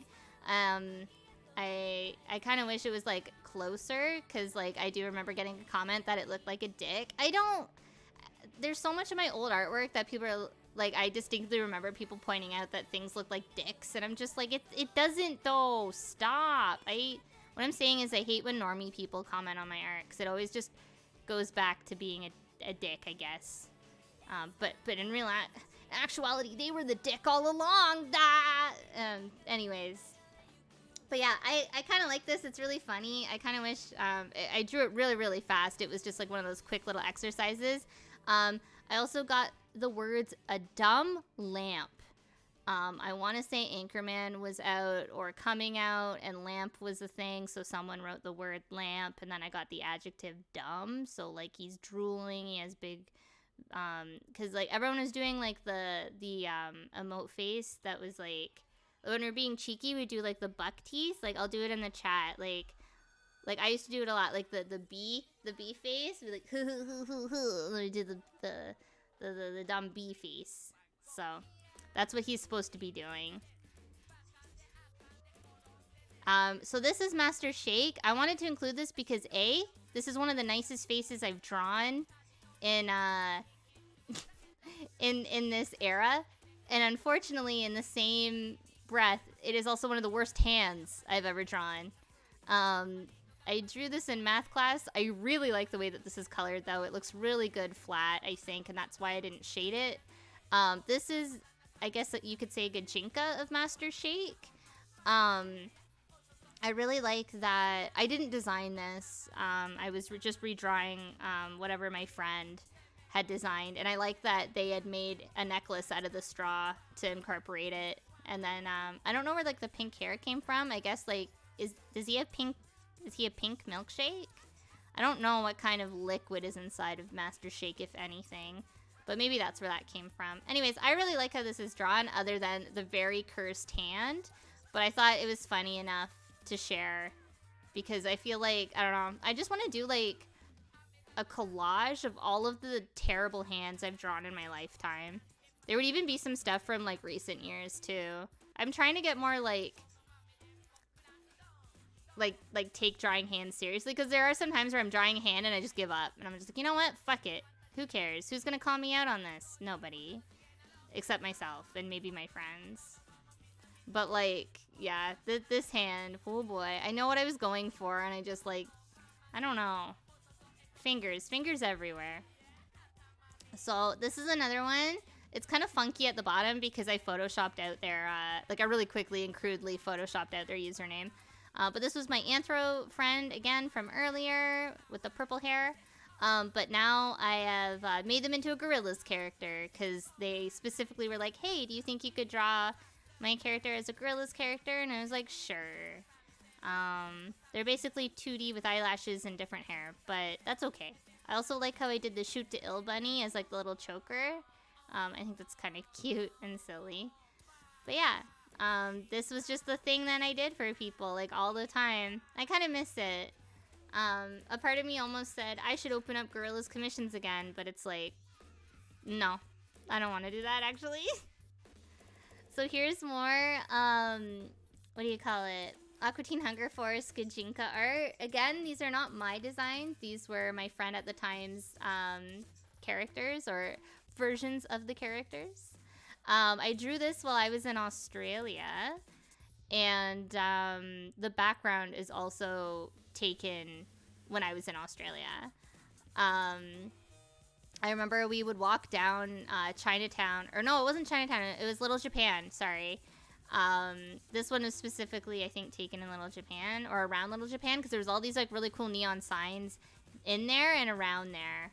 And I would just take a bunch of weird pictures. And I remember my aunt would get mad at me for taking pictures with no people in it, but it's like, I still do that to this day. I would much rather take a picture of like a closed store over like a heavily populated area, and then be like, yo, it was pretty nice at this park, and then it's just a bunch of fucking people I don't know. It's like, that doesn't really capture how nice the park is, huh?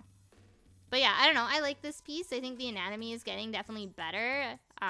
There's a lot of good things happening here. I like it, and the colors are also really fun. So this picture, what the fuck does that say? What does it say? Let's say, is it like LOL with an E? Lola? Lola? I don't understand what this is about. I wish I could go back in time and look at my little teenage brain and be like, hello, what does this fucking mean? But I do remember it was a spelling error specifically, and my friend who this is supposed to be, who we're no longer friends, she was all like, she wrote it, and I was just like, I don't know, it was some sort of weird joke, and it was something that I was like, oh my god, I can't believe it. Why did I draw myself with beige pants? That's so cursed. I fucking hate myself. But anyways, what's notable about this is, everyone in the fucking comments kept commenting on the boobs and how big the boobs were. And I think that's just really funny. And I don't know why I drew the boobs so big, other than, what can I say? Big boob fan. Hell yeah. I'm just a boob fan in general, though. They don't have to be. They don't have to be big, but I just was drawing them really big. But yeah. I don't know. That's why I wanted to include it. Funny boobs, weird teenage humor that I don't even know how to fucking explain. I do like the way this is drawn overall, though. I think it's fun. The scribbly background's a little meh, but I don't know. It's funny in the sense of, it's just like, yep, This sure is early 2000, huh? So this was a really cool picture that I did. I kind of wish it was colored better, but I was trying a whole bunch of different things. I wanted weird, moody art. I don't know. I was just... There's a lot of things in this that, like, I can still see in my art to this day. Like, we got weird television textures and just television in general. Yeah, I don't know. I remember I submitted this for some fucking reason. As like a cover of like a book or something for school, and it won. And then people suddenly, I photoshopped out the words Razor Television because that was just I had satellite TV, but it had a whole bunch of like weird channels because that's when satellite TV was new and everyone had like a channel that they wanted you to like purchase. Razor Television fucking rocked though because it would just have endless episodes of like Berserk and Appleseed. And that's where I saw Interstellar 5555. I think Razor Television, I mean, I know it no longer exists, and I think it was just a Canadian thing. But it was iconic for me in my youth. And yeah, I don't know. I remember photoshopping that out and putting like whatever the title was for the project on it instead in that area.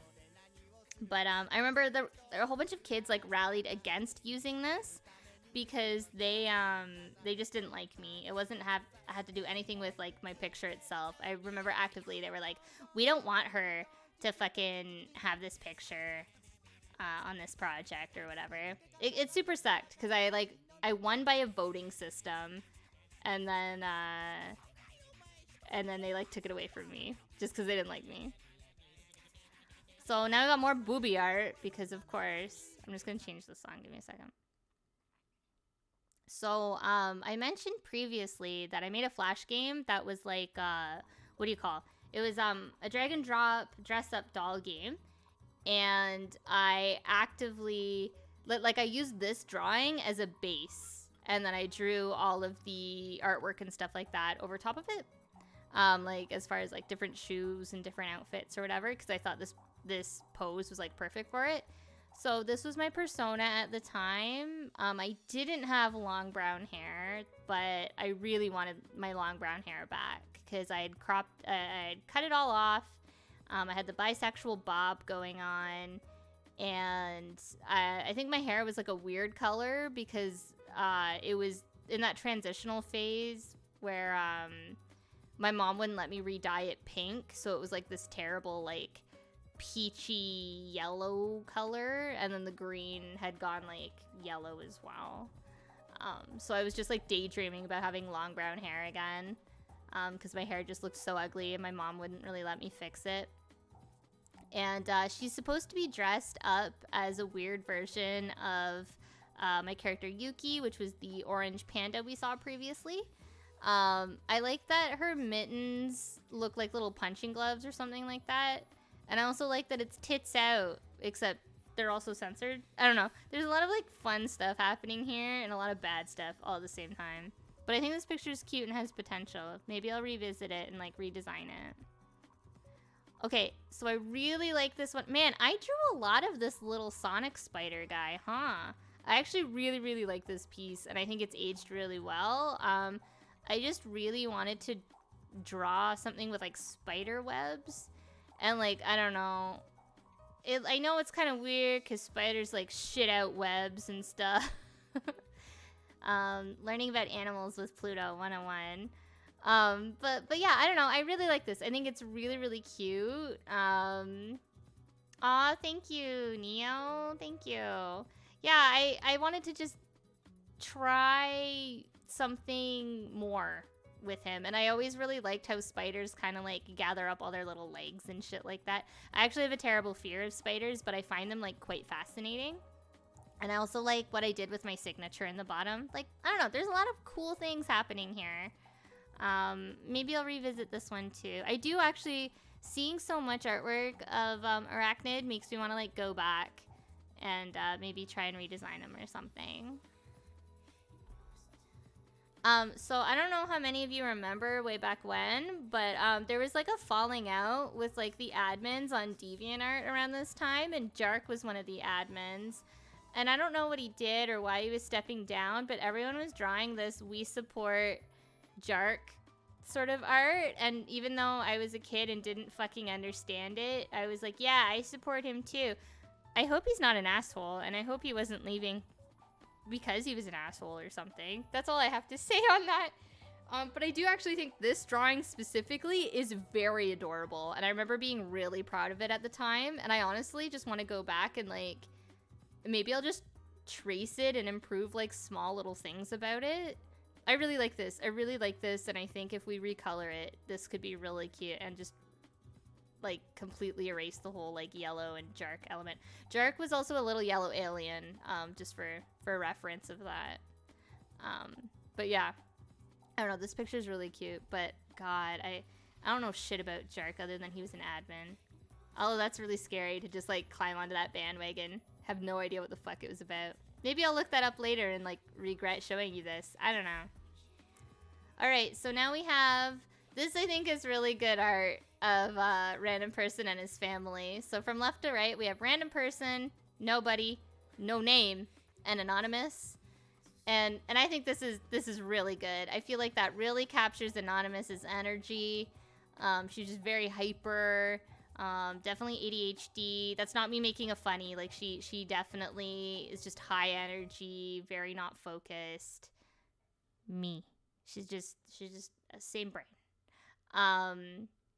And then No Name, I always thought he would be kind of gross. That's why he's picking his nose. He also has braces. And he's got a big bloody knife in his pocket. I don't know why he's got it in his pocket that way. I think that was the only way that I could, like, show that it was a knife. But, like, realistically, that would be fucking stupid to have it. But he is stupid, so, like, I don't know. But yeah, he is a closet serial killer, and that's canon to him. We got Nobody, who doesn't want to interact with anyone. You could say he doesn't want to interact with nobody. And he's reading a book because he hates his siblings, and good on him. And then we have Random Person, who also hates all of his siblings, and he probably hates me for giving him siblings. But I actually remember being really proud of this because I don't know how I drew 4 characters on a canvas so small, because this was done in MS Paint. And same, honestly same, to this day, very proud of that alone. So this one was, so the friend who's punching themselves in the face is, they left a comment on my DeviantArt that said, really good job, Candy, but on my art. And then I remember a comment with, I'm not Candy. And they were like, oh my God. And then they wrote, like, in the little thing, like, punches in face, or punches themselves in face. And so I drew them punching themselves in the face and me saying, I'm not Candy. But the joke is here is that I'm dressed up as Candy, and I've got marker, like, it's supposed to look like marker, like I've drawn on the stitches and stuff like that. So, like, I am kind of like Candy. And then there's a little sign that says, this is Candy. And I don't know, we all had a good laugh at it. So it's kind of cute to look at as well. So. Alright, so happy birthday, granddaughter. So a part of the Gorillaz family was we all had rules. And I mentioned this previously, that I was a grandpa. Even though I was like 14. I just assumed the role of grandpa. And it was my granddaughter's birthday. So I really like this style. The legs are kind of weird. It was supposed to be like her legs were crossed. Did I succeed there? No. But I think the shoes definitely look better. At least the sneaker looks better. I don't even know what kind of shoe that weird navy one is. It's kind of cool though, but I don't know what it is. But yeah, I think this picture does have a lot of cute potential, and I do like it overall, especially the face. I think the face came out really good. And I actually stayed in touch with this person for a really, really long time. I kind of lost touch with them when I left Tumblr. But yeah, they were in my friend group for a really, really long time. And I still really like this picture, and I like the way that I colored it. So this is another one for Affinity Friend. I really like this. We did have a little bit of... I distinctively remember that this caused a little bit of a fight between us. It was something that was like, I guess you could say we like sorted it out in a day. But I was trying to sell stuff on t-shirts and whatever to just try and like promote my art, and I think like I was like trying to do a smaller version of like Art Walk or something, and I was like, hey, can I like put this on a pin? And they were like, I want half of the profit, with like, which like I get, but like we were also kids. And I even told them, I'm like, I said I sell these for $2. I would be literally sending you $1. Like, I'm just putting it on one pin. And like, I don't know, they gave me this long spiel, and like, I'm not saying they're wrong. I'm just saying like, it was too much of a hassle and I regretted asking. And so I just, you know, decided right then and there, I'm like, you know what, if it's not fan art or if it's not my character, I'm not even gonna bother asking people, and I'm just not gonna do it. Because like, I totally understood where they were coming from. I mean, if it was somebody saying like, hey, can I like make a one-off of this, I'd be like, yeah, sure, whatever. But like, yeah, like I was barely making profit on these, and like, I don't know, like I said, I understand, but it was just like, this is not worth it. And I felt really awkward, like, talking to them afterwards. But that was on me. I'll admit to that. But I do like this piece overall. I think it was just because I wanted to showcase, like, hey, I can draw all sorts of stuff. And I really like the way that this is colored. The booby shading and highlighting is very funny to me. But I like it. It's cute. I kind of wish I didn't shade the upper part of the purple on her skin so dark, because it looks really strange. But other than that, I like this. Alright, we got more Sonic characters. This is my friend, the guy who was the Tangerine Ninja. He wanted to specifically be a raccoon. So I've drawn him as a raccoon here, and I've tried to color it in like the Sonic Adventure style. I think it was mixed success here. It's not great, but I definitely think this is a good attempt. I like it. The shoes are really funny. I remember trying to redesign this character like semi-recently, just like out of just out of fun. I think the hand doing the peace sign looks really good, but that's kind of it. But I wanted to include it just because I know some of you are here specifically for the Sonic fan art. This is the guy that I was dating at the time, dressed up as Gloomy Bear. He hated the color pink, and so I drew this to spite him. I think he looks really cute here. I really like this drawing. And I'm sure I was a really bad girlfriend because of the shit that I drew for him. And that's kind of it. So this is Lenny, and he's a wombat. And he's grumpy, and he has a gun in his pocket and beige pants. So, you know, he doesn't fuck. Because he wears beige pants. But yeah, I like Lenny. He's a mean purple wombat. He's based on my boyfriend at the time's best friend. And I like that he has a bucket hat. I don't know, I kind of like this character. I wouldn't make him that shade of purple. Or maybe even purple at all if I was to redesign him. But I do like how grumpy he is. I think this one is a better attempt at the Sonic coloring style. I really like it, especially on like on the sweater and on the hat. I remember doing that all with like the lasso tool because I was a mad lad like that. Okay, so here's Emily Oswald. We had seen them as Froggy previously. This is the updated look. I didn't want them to have black hair because I felt like a lot of my characters had black hair, which is incorrect. But I gave them orange hair. I regretted it immediately. And then I went back. This is, I think, one of the only times that I drew them with orange hair. Maybe one other time. But I immediately regretted it. And I was like, okay, I gotta not ever do this again. This is very cursed. So I went back to black hair. And, like, her pants are also really weird. They were like, I wanted jeans. But then, like, I wanted them to be, like, Jet Set Radio strange. I don't know. That's the thing, though, is that there's a lot of weird things happening in the fashion and Jet Set Radio. But it's all, like, they're all real things. I don't know what the fuck is happening here. There's just a lot of just weird shit. Like what the fuck are the things around her knees? They're not knee pads. Like, what are those? But, I don't know. Good imagination, I guess. Like, there's a lot of good things happening here. Also, I don't like that I made her beak yellow. And I changed that as well when I redid her. But yeah. So here's my first attempt at, like, we're gonna say realism just to be polite. But I went to an aquarium when I was in Sydney, Australia, and I got to see a real squid up close for the first time ever.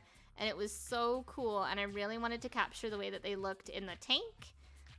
So this was my attempt at painting it. I took a lot of pictures. I even drew it while I was there. I did some life drawing. And yeah, I don't know. It's not great, but it's not bad for the time. Squids just kind of like float on their side. Like they don't swim like you think that they might, and they don't really float vertically. They're literally like horizontal, and they just vibing. And I don't know. I felt like such at ease seeing them. It's a struggle to have this be your favorite animal because people can't really buy you. Like, it's not like, you know, oh, my favorite animal is a tiger, and then, like, there's so much tiger merch, whereas, like, I like squids. There's a lot of octopus, like, cute octopus merch, which I will accept gladly. But, you know, liking squids is a bit harder. But, yeah, thank you, Cosmo. I appreciate it. I think this is pretty impressive for the time, to be honest. I'm still pretty proud of this, even though it is mostly burn and dodge tool, but I can tell that I really tried. And yeah, I don't know, it brings me back a lot of nostalgia to like think about the moment that I made this. So this is Bella. I really like this piece. I like it so much. I drew it this summer. I came back from Australia. So this would have been like August or September. And I remember someone immediately pointing out that her one hand is backwards, and that was really defeating to me because I liked everything else that was happening. This was my friend's Sonic character who was a bee. Like, she was, like, kind of a more furry version of a bee. I guess you could say just, like, a more Sonic version of a bee, because, like, Charmy doesn't really look like a bee, right? He looks kind of cute and, like, a little animal guy. So yeah, I don't know. This was my version of their bee character. They actually still comment to this day when I post up on occasion on DeviantArt. This artist actually commented on something recently, and they were like, "Oh my god, you're posting again!" And I was like, "Oh my god!" I'm like, "Haven't seen you in forever." It made me so happy. So that's really sweet. And I always really liked their art and their characters. They were a very creative person, and I always loved art trading with them. So I kept this in. It's got a boo bomb. Sorry, everyone. This is edgelord as shit. I had this weird android character who's like an alien angel thing. I kept it in because I just wanted to show you guys that I'm an edgelord and you should fear me. This picture sucks, but like it's kind of metal as hell. No pun intended, because she's a metal robot. But I also wanted her to have like blood tears, but then there was like too much happening. But I don't know. I think this is pretty okay for being a teenager. Like it looks not great, but it doesn't look awful either. But yeah, we love some good edgelord art. This one also has booba, but it's like mostly censored. Also, my apologies for my legal name. Don't look at it too close, I guess. But yeah, this is my character Boom. She's a DJ girl. I think we've only seen one other picture of her prior to this. Maybe. And anyway, she also turns into a werewolf. And so I drew her as a werewolf. It was kind of something that I feel like a follower suggested that she should be a werewolf. And I was like, why? And I think he had like a fetish for werewolf girls. But I didn't see it as a fetish. I was like, you know what? Fuck it. She's also a werewolf. So yeah. This one I really like. I think this is super cute. This is Death. And Death became a new character in my comic Eat Beef. Also, what the fuck is going on with my signature there? I just gave up, I guess. Someone I remember asking, they're like, why do they have a floating hand? And I got really self-conscious because it's supposed to be a little floating blue wing. And I remember that was like soul crushing when somebody said that. Death isn't normally chibi like this. Like, Death is actually very tall in comparison. Ah! Thank you. Thank you for the cheer for Pink Death. Yeah. So this character was based off of a new person who entered our friend group, and I was like, what kind of character do you want to be? And he was just like, can I be a Grim Reaper? But I'm like real shit at my job, and I would rather like not be a Grim Reaper. And I was like, sure. And so he was just a Grim Reaper character that hung out with all my teenager characters, who was bright pink. That was, again, his suggestion as well. He goes, can you make me like neon pink? And I was like, absolutely. So yeah, I really like this character, and I remember DeviantArt also really liked this character. So we got K-Jim as a Sonic character as well. I wish the colors were not like this, in the sense of what the hell is this pink and green happening? But we still got the layers on layers on layers, so it is in theme with everything. But yeah, I don't know. This is like okay. His face isn't great. I've drawn him cuter before, but I wanted to just keep it in because Sonic related. So we got another one of ZL. There's nothing too exciting about this other than I was trying to mix media. So we've got like airbrushing with MS Paint shit happening. It's not bad. I remember I just wanted to draw again more spooky, cute stuff, like with like Emily the Strange energy. And I remember liking the way that I drew her eye so much that I didn't want to give her missing eye. So that was like the compromise. I gave her like kind of a missing eye, but not really. This style is funny, and I like it. And I think it suits like the big dumb head that I sometimes draw on my characters. Alright. So now we got some horny Sonic art. You saw Horny Tails. Get ready for Big Booby Hedgehog. I actually really like this. This was somebody's character for an art trade that I did. The picture in the background is a picture that I took as a teenager from the Friendship Garden in Sydney, Australia, which is a Japanese garden that was donated from Japan to Sydney, Australia specifically. It is really beautiful. I would love to revisit it. And Neo says, I'd redraw this. The guy who owned this character, I remember he was very creepy to me, and I felt very uncomfortable drawing this. But I do actually genuinely like this picture.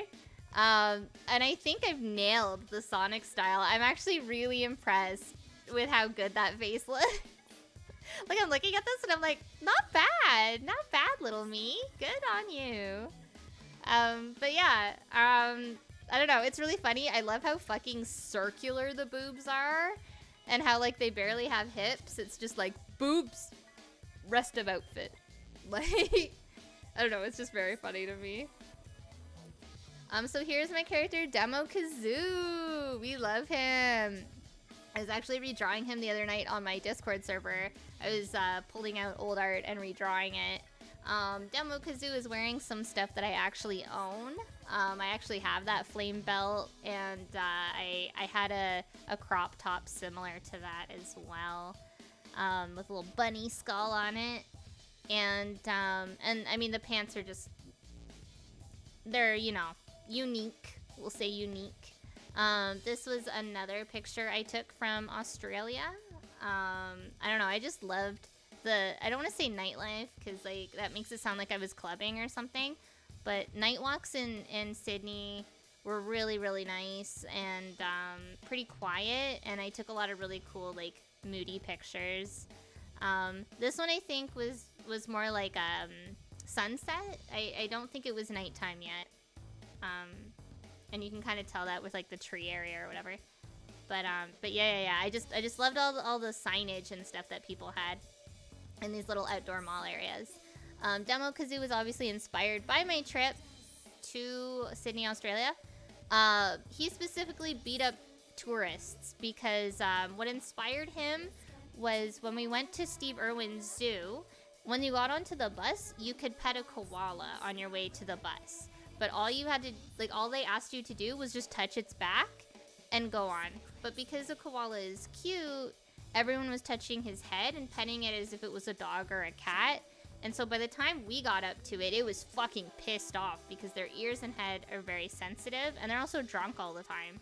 So they were just confused and angry and annoyed because all these people were just touching its head anyways. And so I didn't pet the koala, is what I'm getting at, because I felt like it had had enough and I wanted to just respect its space. And I feel like I'm a good person for that. But yeah, I want to revamp and bring back Demo Kazoo because I really like him. And his hair is directly inspired by Prodigy, the band, because they had a whole bunch of... Neo says they're drunk all the time. What? Yeah, eucalyptus leaves?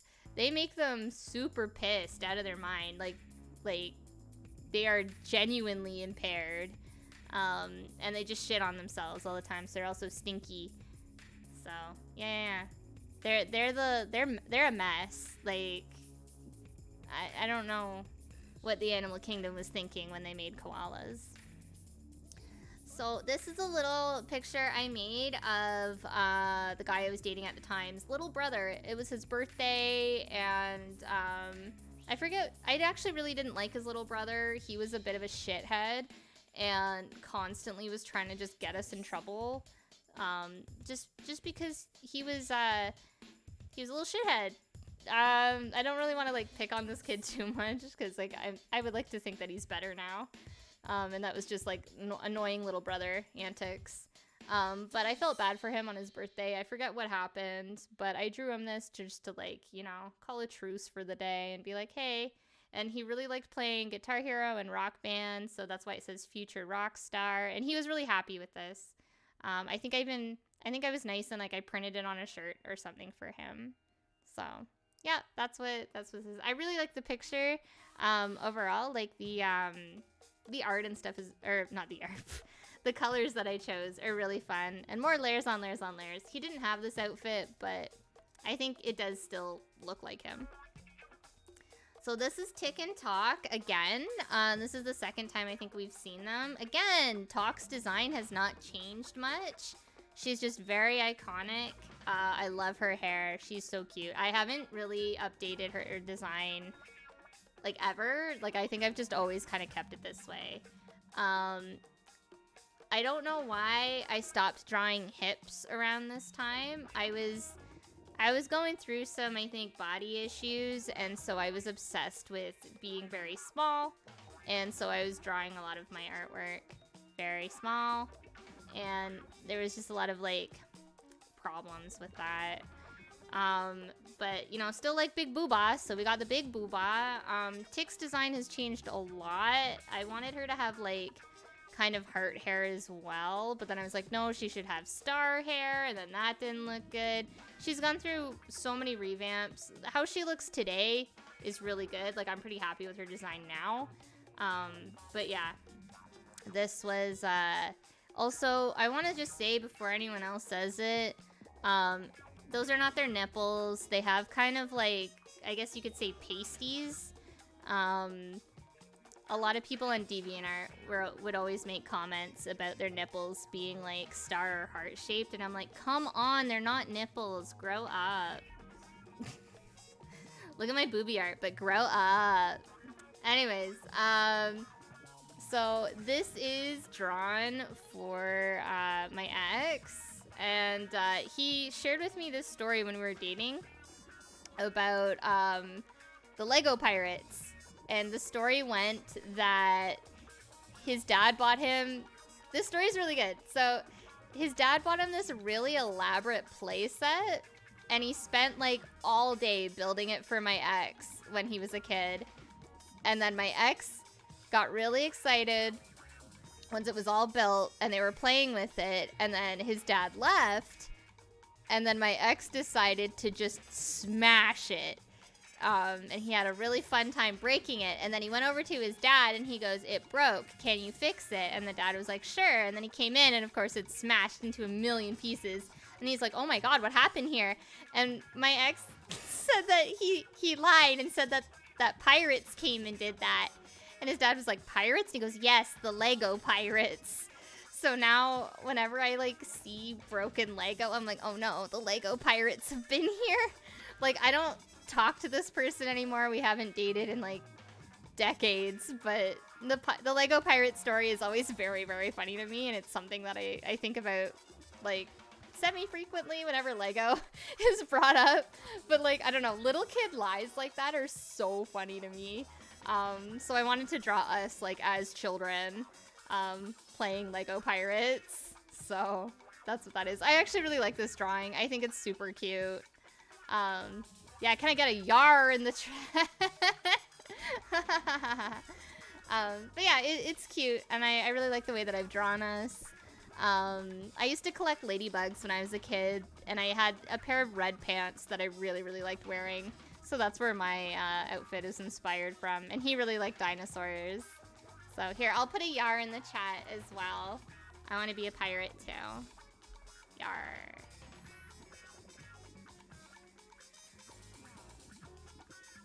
She said yar. She said yar, right? She said yar. Come on, girl. Why'd she say yar, not ya? So this was a drawing that I did. Again, trying to play with lighting. I kind of wish I went harder with, I'm gonna change the song. The song's annoying me for some reason. Change the song. Change. Thank you. Okay, this is more chill. So this I was trying to play with lighting. I kind of wish that I tried to push the shadows a bit more, but I was also really scared. Like, I don't know, when you're first learning how to shade and stuff like that, and even now, there's a lot of times where I'm like, why was I hesitant with the shading here? But I think this is a really good first attempt at, like, more, I'm gonna say realistic shading. It's not realistic shading, but you know what I mean. It's specifically, obviously, Kid Zelda from Ocarina of Time. What prompted this was, again, the guy I was dating at the time really liked Legend of Zelda, and I wanted to show him that I was taking interest in his interests, and I drew this specifically for him, or I guess I wanted to, like, it wasn't like gift art for him, but, like, I don't know, I drew it with him in mind. And then, like, I remember he never commented on it. He didn't even look at it, and it, like, really hurt my feelings. Which is stupid, because it's not like it's, like, for him. I don't know. He never commented really on any of the art that I made of him, and I don't think he saw a lot of it either. I kind of just treated him like if he was, like, a character or something like that on DeviantArt. Like, he would comment occasionally, but I don't know. I kind of wish... That's something, like, I look back on in all of my relationships, and I just wish the people that I dated, like, would really, I guess, appreciate or understand that how I'm trying to, like, communicate with them is, like, I'm like, hey, you like thing, and I like drawing, so I drew you thing that you like, you know? Or, you know, I've dated people where, like, I've drawn them, and, like, the guy I dated for 6 years, I would draw him every year for our anniversary. I'd draw us and my cat, and each year... he would be like, I don't look like that, though. Why'd you draw my nose like that? Blah, blah, blah, blah. And it's just like, this is not a slam. Like, you look cute, or at least I think you look cute. I'm like, I'm the one that drew myself poorly. Like, I zero in whenever I draw me and, like, a person of interest. I zero in on them, and I make them look really hot, and then I make me look okay. Like, I get worn out by the time it's time to draw me, and then I have no energy, so I normally end up looking worse compared to the two characters. But yeah. So, I don't know. This drawing, I guess, her pained expression is warranted because the person I drew it for didn't really care about it. I don't know. But yeah. I don't know. That's not why I don't like Legend of Zelda. It's just because a lot of the games don't appeal to me. I'm more of a Game Boy Zelda person. I like all of the Game Boy Color games. So here's what Flea looks like now. We saw her earlier. Now she's back and sexy. She didn't use this. A lot of this design stayed, and a lot of it also disappeared. So Flea is actually a tiny little chibi alien, but when she's on Earth or communicating with humans, she has like a quote-unquote human form. Her hands look like Garbo here, but we'll just chalk that up to her being an alien. But yeah, Flea, when she's talking to humans, we're always worried that her little chibi form is, too weird and strange for humans, so she turns into this. And so like the cross on her shirt becomes this weird Fifth Element looking ass thing. I don't know. To her, because the whole planet is very femme, and that's where Tick and Talk are from as well. Tick and Talk are her bodyguards.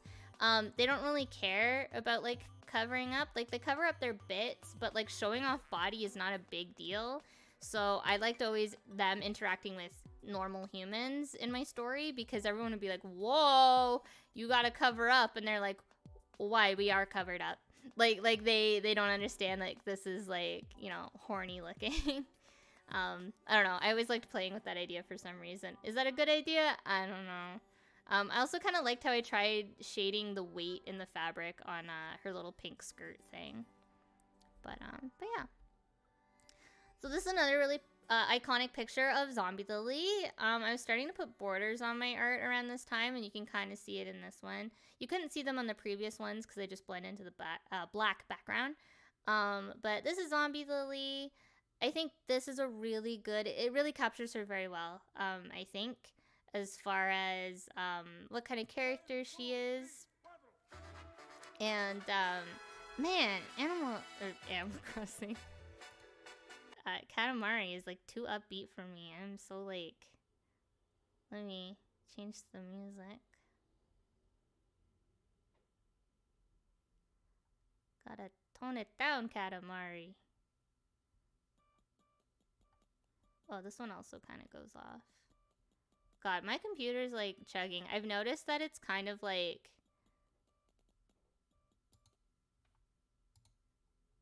even now, every now and then it like drops frames.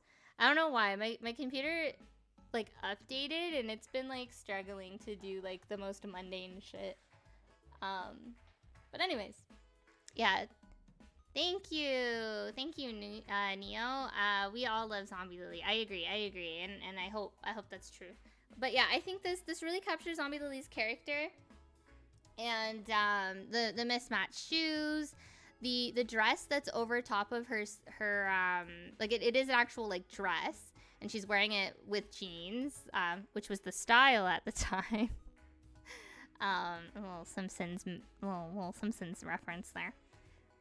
But the dress is actually based on the dress that Bob from Animal Crossing wears, for some little lore for you. But I really like how I did the gradient in the hair and stuff like that. I was trying again with shading, highlighting, and stuff like that. I think it looks good. This one is also aged really, really well.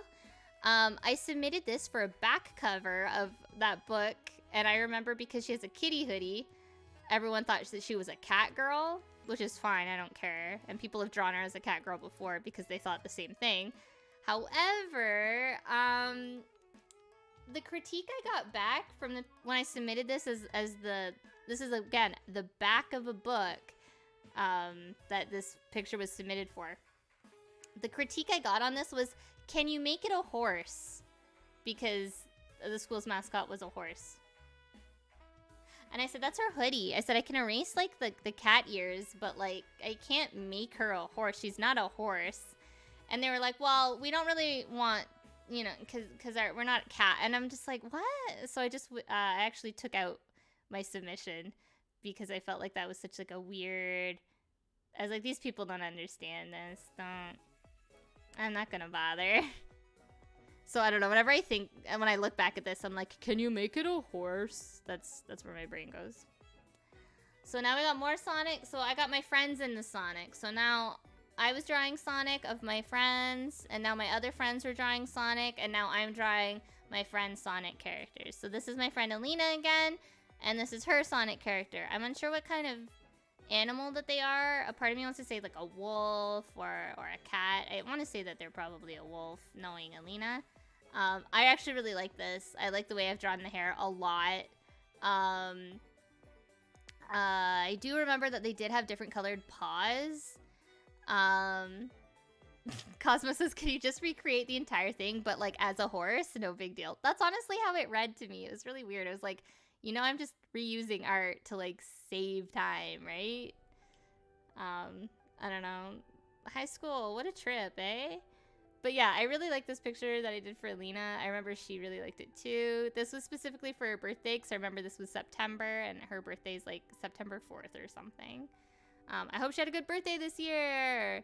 Shout out to Alina. We love you. Miss you. So again, this was more, I was trying like different art. I don't know why it's like sad emo Deku Link art, but go off. I don't really have much to say about it other than I thought it was funny and it's fan art related and we can all like know what this is and it's a shitty picture.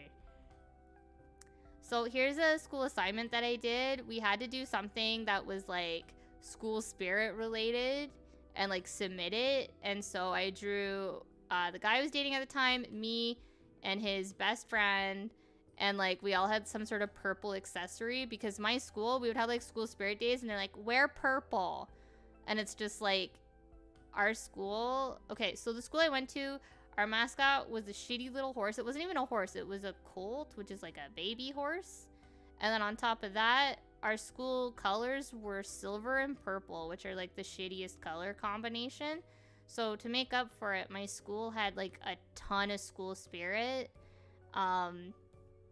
So like our spirit days were like whenever we had like a homecoming game, like whoever the fuck we were against had no idea like how fucking like our school just went off all the fucking time.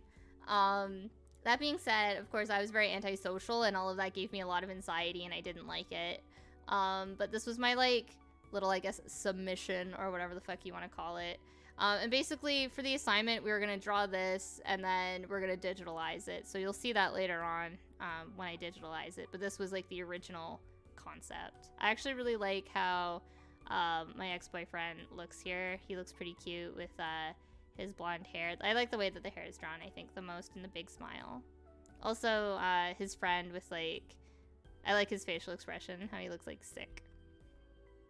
So this was drawn on the airplane coming back from Sydney, Australia. I obviously missed the guy I was dating a lot. I've got Earl the Squid up at the top. I've tried to draw him more realistic, like the squid that I saw. And then we got Gloomy Bear, who I didn't know he was Gloomy Bear. I bought him and I named him Norman.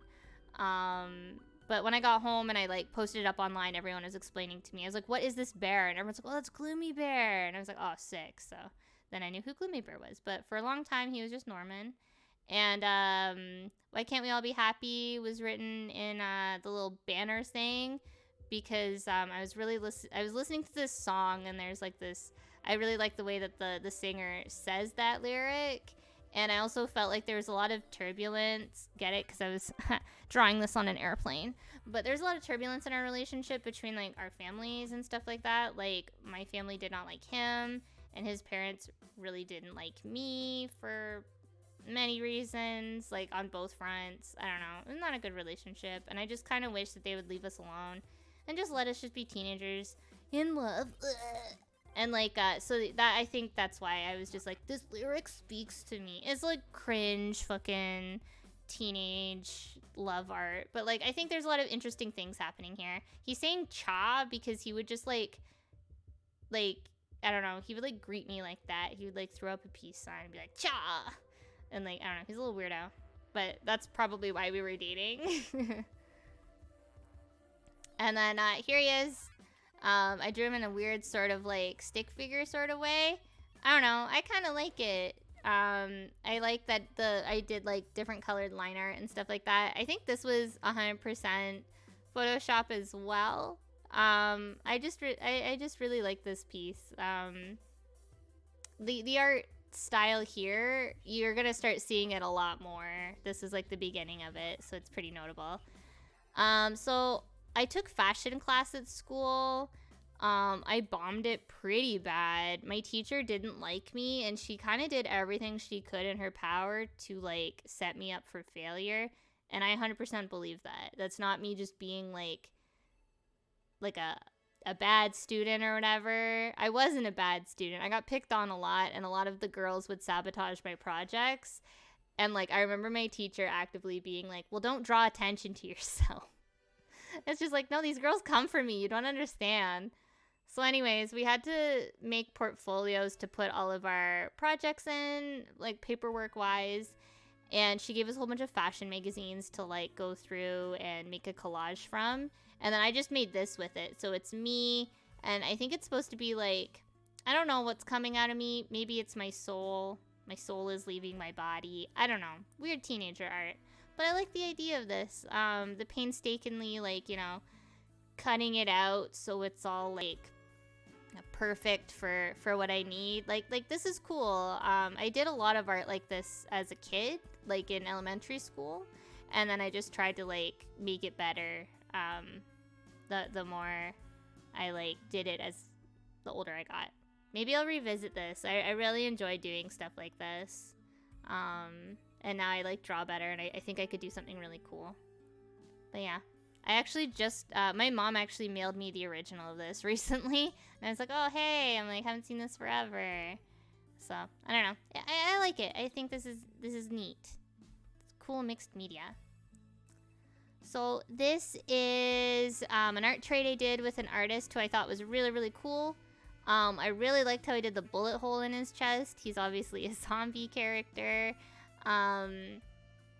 I really like the coloring on this one. It's strange, and the style is really strange, but I feel like I'm finally figuring out, like, what works for me.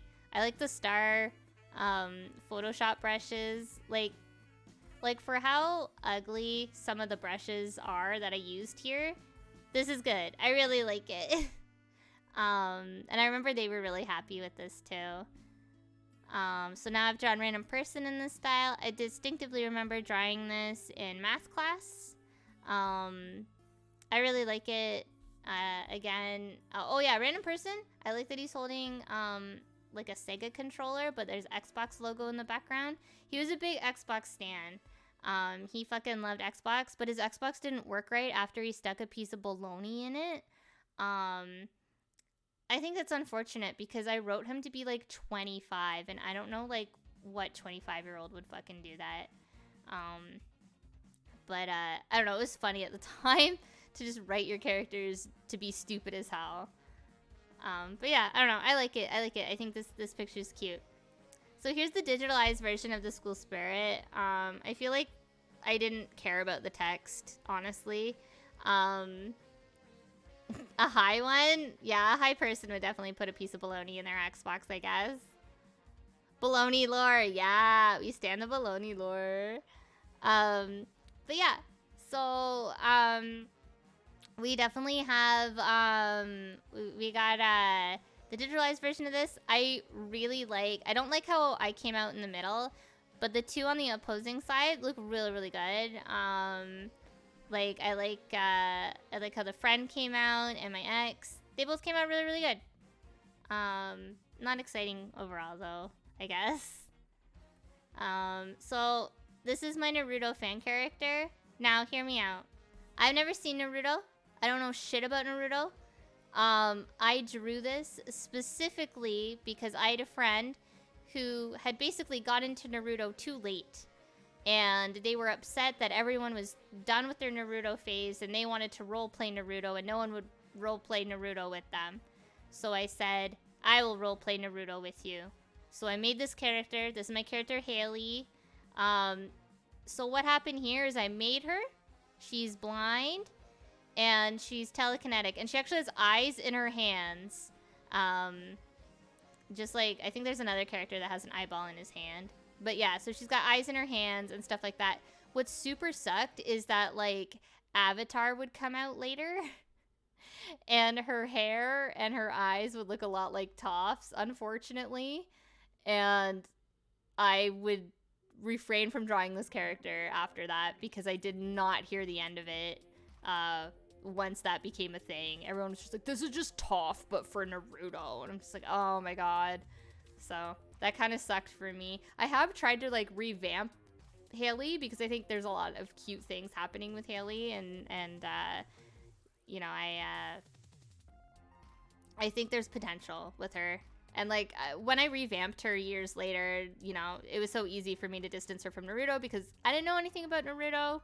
And when I was role playing with my friend, it wasn't really a lot of Naruto based lore.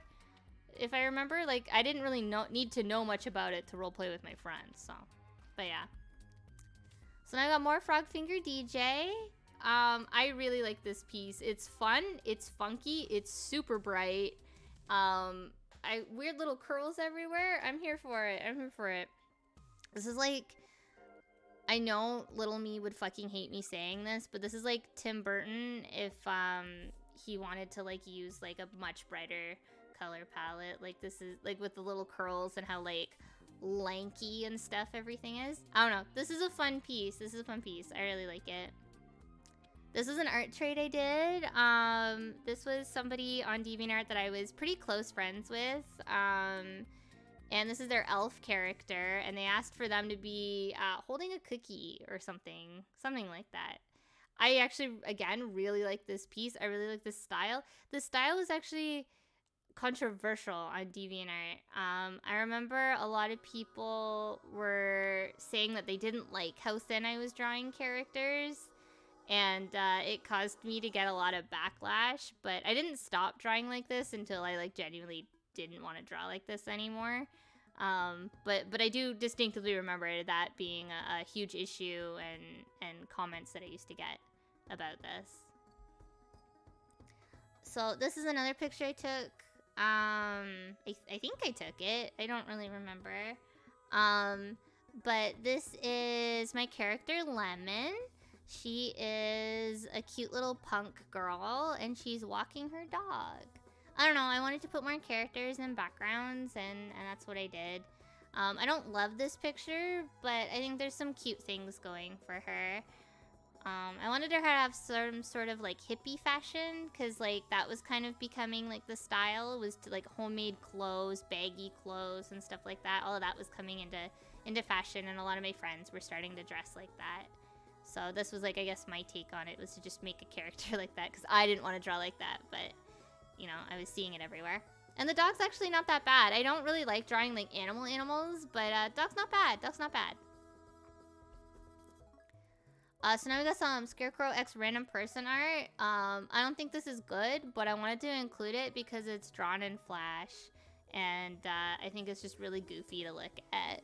Because like drawing in Flash on a big canvas, good luck. I've seen some of the cool things people have done in Flash, and I'm just like, how? But how? Literal magic. So this is Penji. We saw him last time. He is my purple and green little tiger guy. I really like his pants. His pants are like ugly as shit, but I also really like them at the same time. I don't really know what's with this green loop or anything like that. I think I just wanted to fill up space. This is very early 2000 energy though. I like it. I like it. I don't think this is awful. But as you can see, my art's getting like thinner and thinner. Have a good one, Dongolio. Sexy Knuckles #1 forever. Yeah, have a good one. Thank you so much for joining me. Bye. But yeah. My art's getting like thinner and thinner. I think I was also really big into like Tim Burton at this time as well. To be completely honest, so checks out. So here's some cute art I did. I want to say for the anniversary for my ex at the time. I thought it was cute because it was like, I was worried no one would find me, but I'm glad you did. Aww, and that's why we're broken up. No, I'm kidding. But yeah, I thought this was really cute, and like, I don't know, I just wanted to showcase, like, I've always just been this fucking way. It's like, if I like you, I just like drown you in fan art, as if like you're my favorite Sonic character or some shit. But yeah, I like the way that I shaded my hair specifically. I think that's really cute. The style overall is also very, very cute. I don't know, there's a lot of like really cute elements happening here. I like it. It's also very early 2000s, just with like the frame and everything. This is a front view picture of Yag. And yeah, I don't know. I was just trying to like draw him better because I felt like this was an interesting character who was done so dirty all the time. Because I just couldn't draw him the way that I wanted to. But that's okay. But yeah, I think this picture is definitely better, and I'm trying to like fix what was wrong with the way that I was drawing him before. So this is Sakura. Beforehand, we saw her, Angel of Lost Dreams. She's one of the earlier pictures I did. And I still, to this day, really, really, really like this picture. She's very, very cute. I really like how I did, like, so this is supposed to be her in, like, her little dream world, I guess you could say. She like, kind of floats in space, and she's got all of these orbs. I guess it's kind of like Inside Out, if you wanna like, you know, because I've never seen this movie. This is like through osmosis. But like, I know they have like memories and emotions and stuff like that, and like little bubbles, and like that's kind of the same energy that Sakura has. And yeah, I like the way I've colored her hair, although a little strange. I'm definitely getting stronger. And you can see that with this piece, and I really like it. That being said, though, I know we're not even done through 2005, but I'm tired. I'm tired. So I'm gonna wrap it up here.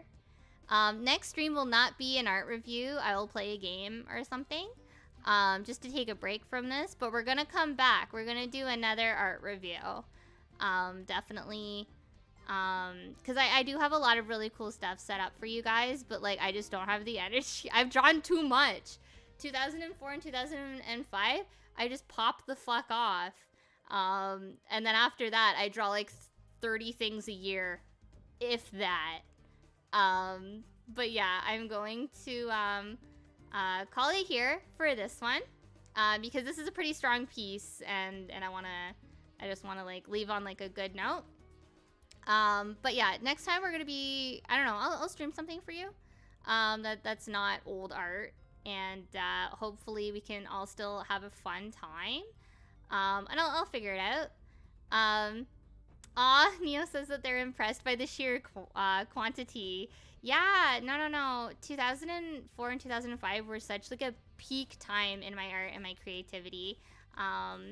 Unfortunately, like 2006 and onwards, there's so much struggle and turbulence in my life that you can see my art suffer, and you can also see me like reverting, like going backwards almost. It's a bit heartbreaking when I had to like go through it and save some stuff and sort out some shit to show you guys later on. Like, all of that was kind of sad, but I think this is some like peak art for me, and I'm really happy that I've been able to share it with you guys. It's been really fun to like look back at these and stuff like that. I'm sorry that these are so long. I'm thankful for those of you who have stuck around or popped in and out and stuff like that. Anyone who watches the VODs back, it really means a lot, and I think that's really sweet of you. But yeah, next stream, unsure what it's gonna be. We're gonna take a break from this just so we don't exhaust ourselves and it's just like more of the same shit, you know? Aw, Pi, that really means a lot that you like that they all have stories. Yeah, I mean, it's true when they say a picture's worth 1,000 words, you know? Like, it goes for art as well. But yeah, I appreciate you guys listening to me ramble and go off about everything. It really means a lot, because I feel like for years I've been writing these little stories or thinking up these things, and I really had no one to share them with other than, you know, whoever I was really close to at the time. And so it's really nice to kind of be like, hey, here's my character, here's my cool idea and stuff like that. And it's really nice hearing your feedback and all of you guys like hyping me up and stuff like that, or having a laugh with me. All of it's really appreciated and really lovely. But yeah, I want everyone to have a really good night. And yeah, I'll see you guys real soon. Hopefully I'm busy this weekend, but I'm gonna aim maybe for Friday, and if not, you'll see me on Monday. But yeah, have a good one,